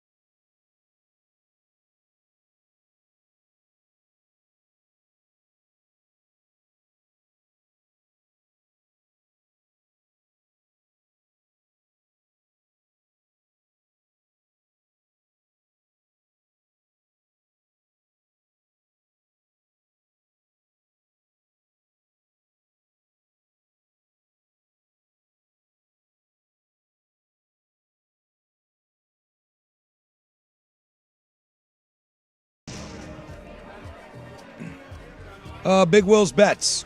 Yes. Where can I find that? Usually you find it on X, although I really only do it during football season. Okay. I'm a football gambler. Everything else is just, I'm not an expert. Everything else is degenerate. Mm. Well, I've got something you should add to your football bets, Will. Ooh, what? You can soon make friendly $5 wagers on Hot Shots basketball game and skee ball and other arcade games coming to you soon at Dave & Buster's. I can't wait to go bust at Buster's. This is going to be bad. I cannot wait until someone goes bust at Buster's. That will be hilarious. What's more hilarious, to bust at Buster's or the fact that their stock has risen 50% over the last year? Dude, Dave & Buster's is a D&B's is coming back. Did it ever leave? It's the perfect bro place. I've never been to one. Really? No. Dave & Buster's is a good time. I mean, the problem, like, for us, we're on the Washington side, so I think the closest one is, what, the Clackamas one? Yeah, I think so. I think that's right. So that's a bit of a ways to go out for D&B's, but Dave & Buster's is a good time. It's games everywhere, wings, beer, arcade games. We're thrilled to work with Lucra, which is this company that will help them with their gambling, the software platform, to bring this exciting new gaming platform to our customers. This partnership gives us our loyalty members real-time, unrivaled gaming experiences and reinforces our commitment to continuing to elevate our customer experience through innovative, cutting-edge technology. So you're telling me we could play a little Need for Speed and throw $5 down on it? Dude, might as well. That sounds fun. I mean, I bet you people were already doing that. You know what I mean? So here's my question, though. Like, do you get I like the odds? basketball game. The Papa Shot? I'm gonna find like odds. Yeah. Hey, hold please. So you're competing with other gamers, or are you competing with the computer, or both? Because this could be like electronic blackjack. And I don't think like you're that. competing with others. Like you got to be there. Okay, so it's not just me. I'm playing Tetris and I'm inserting money, and if I get a certain score, I win, and if I don't, I don't. No, I'm playing you guys. Yes. It's like if the three of us are there, we could go onto the app and be like $5, winner gets 15 or whatever. That's fun. They're calling it social betting. Yeah, I mean, but guys already do that. I can't tell you how many times buddies in college be like, hey, we're throwing 25 on a game of Madden. Like that happened all the time. Really? Yeah, man, 25 on a game of Madden, game of 2K. Easy. Whether you're playing pickleball with your friends or playing golf on the weekend, we hope to amplify that and digitize that experience with our partners. Dude, Dave & Buster's, the best thing for them is the emergent, well, maybe not the emergence, but the growth of the bros, the bro culture, because Dave & Buster's fits perfectly in there. They created bro culture? I wouldn't say they created bro culture, but they're definitely a big, like, proponent of it. Like, they get to help out with it. There's a bunch of different companies that are big, like, with bro culture. Golfing, that's just older bros. If you really think about it. You know what I mean? Like, most of your bros are big golfers. It's very rare that you have, like, oh, that guy's kind of a stick in the mud, and then he's a golfer. At least that's how I feel. All of my bros golf. My father-in-law asked me today if I golf, and I said I've done 18 holes once. Well, I'm not saying you can't be a good putt. I'm totally in. I was gonna say you can't be. I'm not saying that you have to be a bro to golf. I'm just saying most of the guys who golf, at least my age, they're bros. I live in Wilsonville, and the Bullwinkles there has the coolest mini golf course. It's so much fun. I don't know that I've done that. I've done the go-karts. Oh, those are awesome too. We used to have mini golf in Hazeldale, Steak Burger. Dude, the best was the volcano hole. You launch that thing onto the freeway. I mean, I never did that. I'm glad to know that did not skip generations. Dude, come on. We Steak knew that Burger too. was the best. And then go and get a little milkshake after. Ooh. We need more mini putt around. Hey, you want to mess around? There's a nice. Want to mess around at the mini putt? You guys want to go mess around? There's a nice little mini putt bar around here. I forget the name of it. Is there? Yeah, it's cool. It's like a little 9-hole course. It's a good time. I'd do that with you guys. I feel like there was one that was like kind of like underground. There was like a Like neon had like one. yeah, like neon lights and black lights That was everywhere. down on like 5th and Madison. I remember Vancouver that. Mall had one that was like that. I'm not going to the mall. Not going to the mall. I'm not playing mini putt at the mall. I'll go to the mall I'll go to the mall for like a suit or something like that. Sometimes I run in the mall and go to Lids and buy a hat, and that's the extent. Yeah. Oh, I shop at Old Navy. I am a dad. I'm starting to be able to buy back into normal people clothes, and so sometimes I'll go over to like JCPenney or something. That's a lie. Yesterday you told me you don't buy clothes. I know, but when I do, I bought 2 shirts in the past month. It was because I had to go to a wedding and a rehearsal dinner, and I needed a collared shirt. So cute. So I bought 2 of them. Grow up so fast right in front of you. I don't buy a lot of clothes for myself, but when I do, I go to the Vancouver Mall. When I lived in Pullman at Wazoo, there's a mall in Moscow, Idaho. Mm-hmm. Yeah. And Yes, I know that mall. yeah, the Palouse Mall. And we'd have local jingles on the TV for it. And once I heard that, it ruined malls for me for the rest of my life. The commercial would go, small town atmosphere with big city choices. The Palouse Mall, dun dun dun dun. And let me That's tell you awesome. what, this mall sucked. This mall was absolutely garbage. I think it's still there. Small town atmosphere with big city choices. There's a lot of things around the Vancouver Mall. Like, Yeah. there's a Voodoo Donuts out there now. Yeah, I used to work at that Red Robin. Yeah, the Red Robin's still there. The Red Yeah. Lobster's still there. There's a Crumble Cookie. The Vancouver Mall, well, not a lot of people go in there. It's still moving up. Also, got an Orange Julius. Ooh. That mall does have an Orange Julius. Man, And a Jamba. I love me And some a Orange Julius. Jamba. And a Jamba. I love Orange Julius. I haven't had Orange Julius in a while. I've had a lot of Jamba recently because I went to a Winterhawk game and a Mariner or a Blazer game, and they were handing out free small smoothies. Just handing them out? Well, someone Like won coupons? something or something. I don't know. Someone did something and I got them. What? That's amazing. Gotta love ad deals, I guess. Gotta love ad deals. Huh. Yeah. They still do chalupas? No. Oh, it's like nuggets. So And you gotta can have get- the app. Yeah, so you can get like. You gotta have the app. Yeah, I don't want to buy fast food on the app. Somebody might be able to track that. But then you can get discounts. But I don't want people to know I'm eating fast food. You have to have the app. If you don't have the app, then you don't get the nuggets. No nuggies for you, brother. That is some Ooh, bullshit. you if know I've what's ever heard crazy? it. Because I did this today. Chick-fil-A. There's 100 grams of protein in their chicken nuggets if you get 30. Okay. It takes 30 nuggets to have like a normal amount of chicken protein. It's only 900 calories. What about the sauce? Didn't use the sauce. Just raw dog and chicken The nuggets. sauce is like 200 calories. So you're just eating chicken nuggets raw. Put a little Frank's on there. Damn it, Will. I should have seen that coming. Had a nice little protein shake as well, cookies and cream. That was my after workout little snack. Did 300 calories on the bike, then did some crunches. You shower 3 times a day, have 2 protein shakes, and eat nuggets raw. No, they were cooked. I just eat them naked.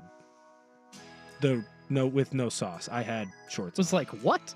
It's incredible, man. You don't want to call it raw dog. Like if you eat a hot dog with nothing, that's raw dogging. Chicken nuggets like that, that's not raw dog. What kind of weird things will Will put in his mouth? Chicken nuggets is not weird to put in my mouth. Without sauce is weird, though. No. The sauce is where they get you because the sauce is good, but the sauce has all the extra calories.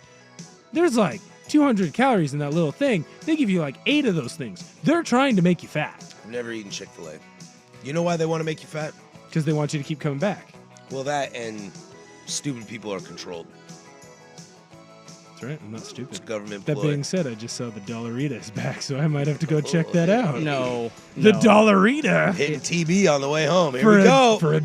Better download the app so I can get some 20 Arita. cents off. I can get 10 of those. All right, that'll do it for us. Isache will be back tomorrow. Suk will be back on Monday. Thank you so much for joining. I am Patrick Harris. I host the Hot Corner on Tuesdays from 7 to 9 with Joe Fisher. Please tune in. And you hear these two yahoos all the time filling in and doing fun stuff. Will, pleasure as always. Thanks for having me. Great to hang with you. Schulte, thanks for being one of the hardest working people here. I love you. And Love you guys. shout out to Isaac and Suk for letting us have this silly little show for a little bit. It's in good hands. Isaac will be back tomorrow. For Will Ortner, I'm Patrick Harris. Go do something I would do. Red ships of space.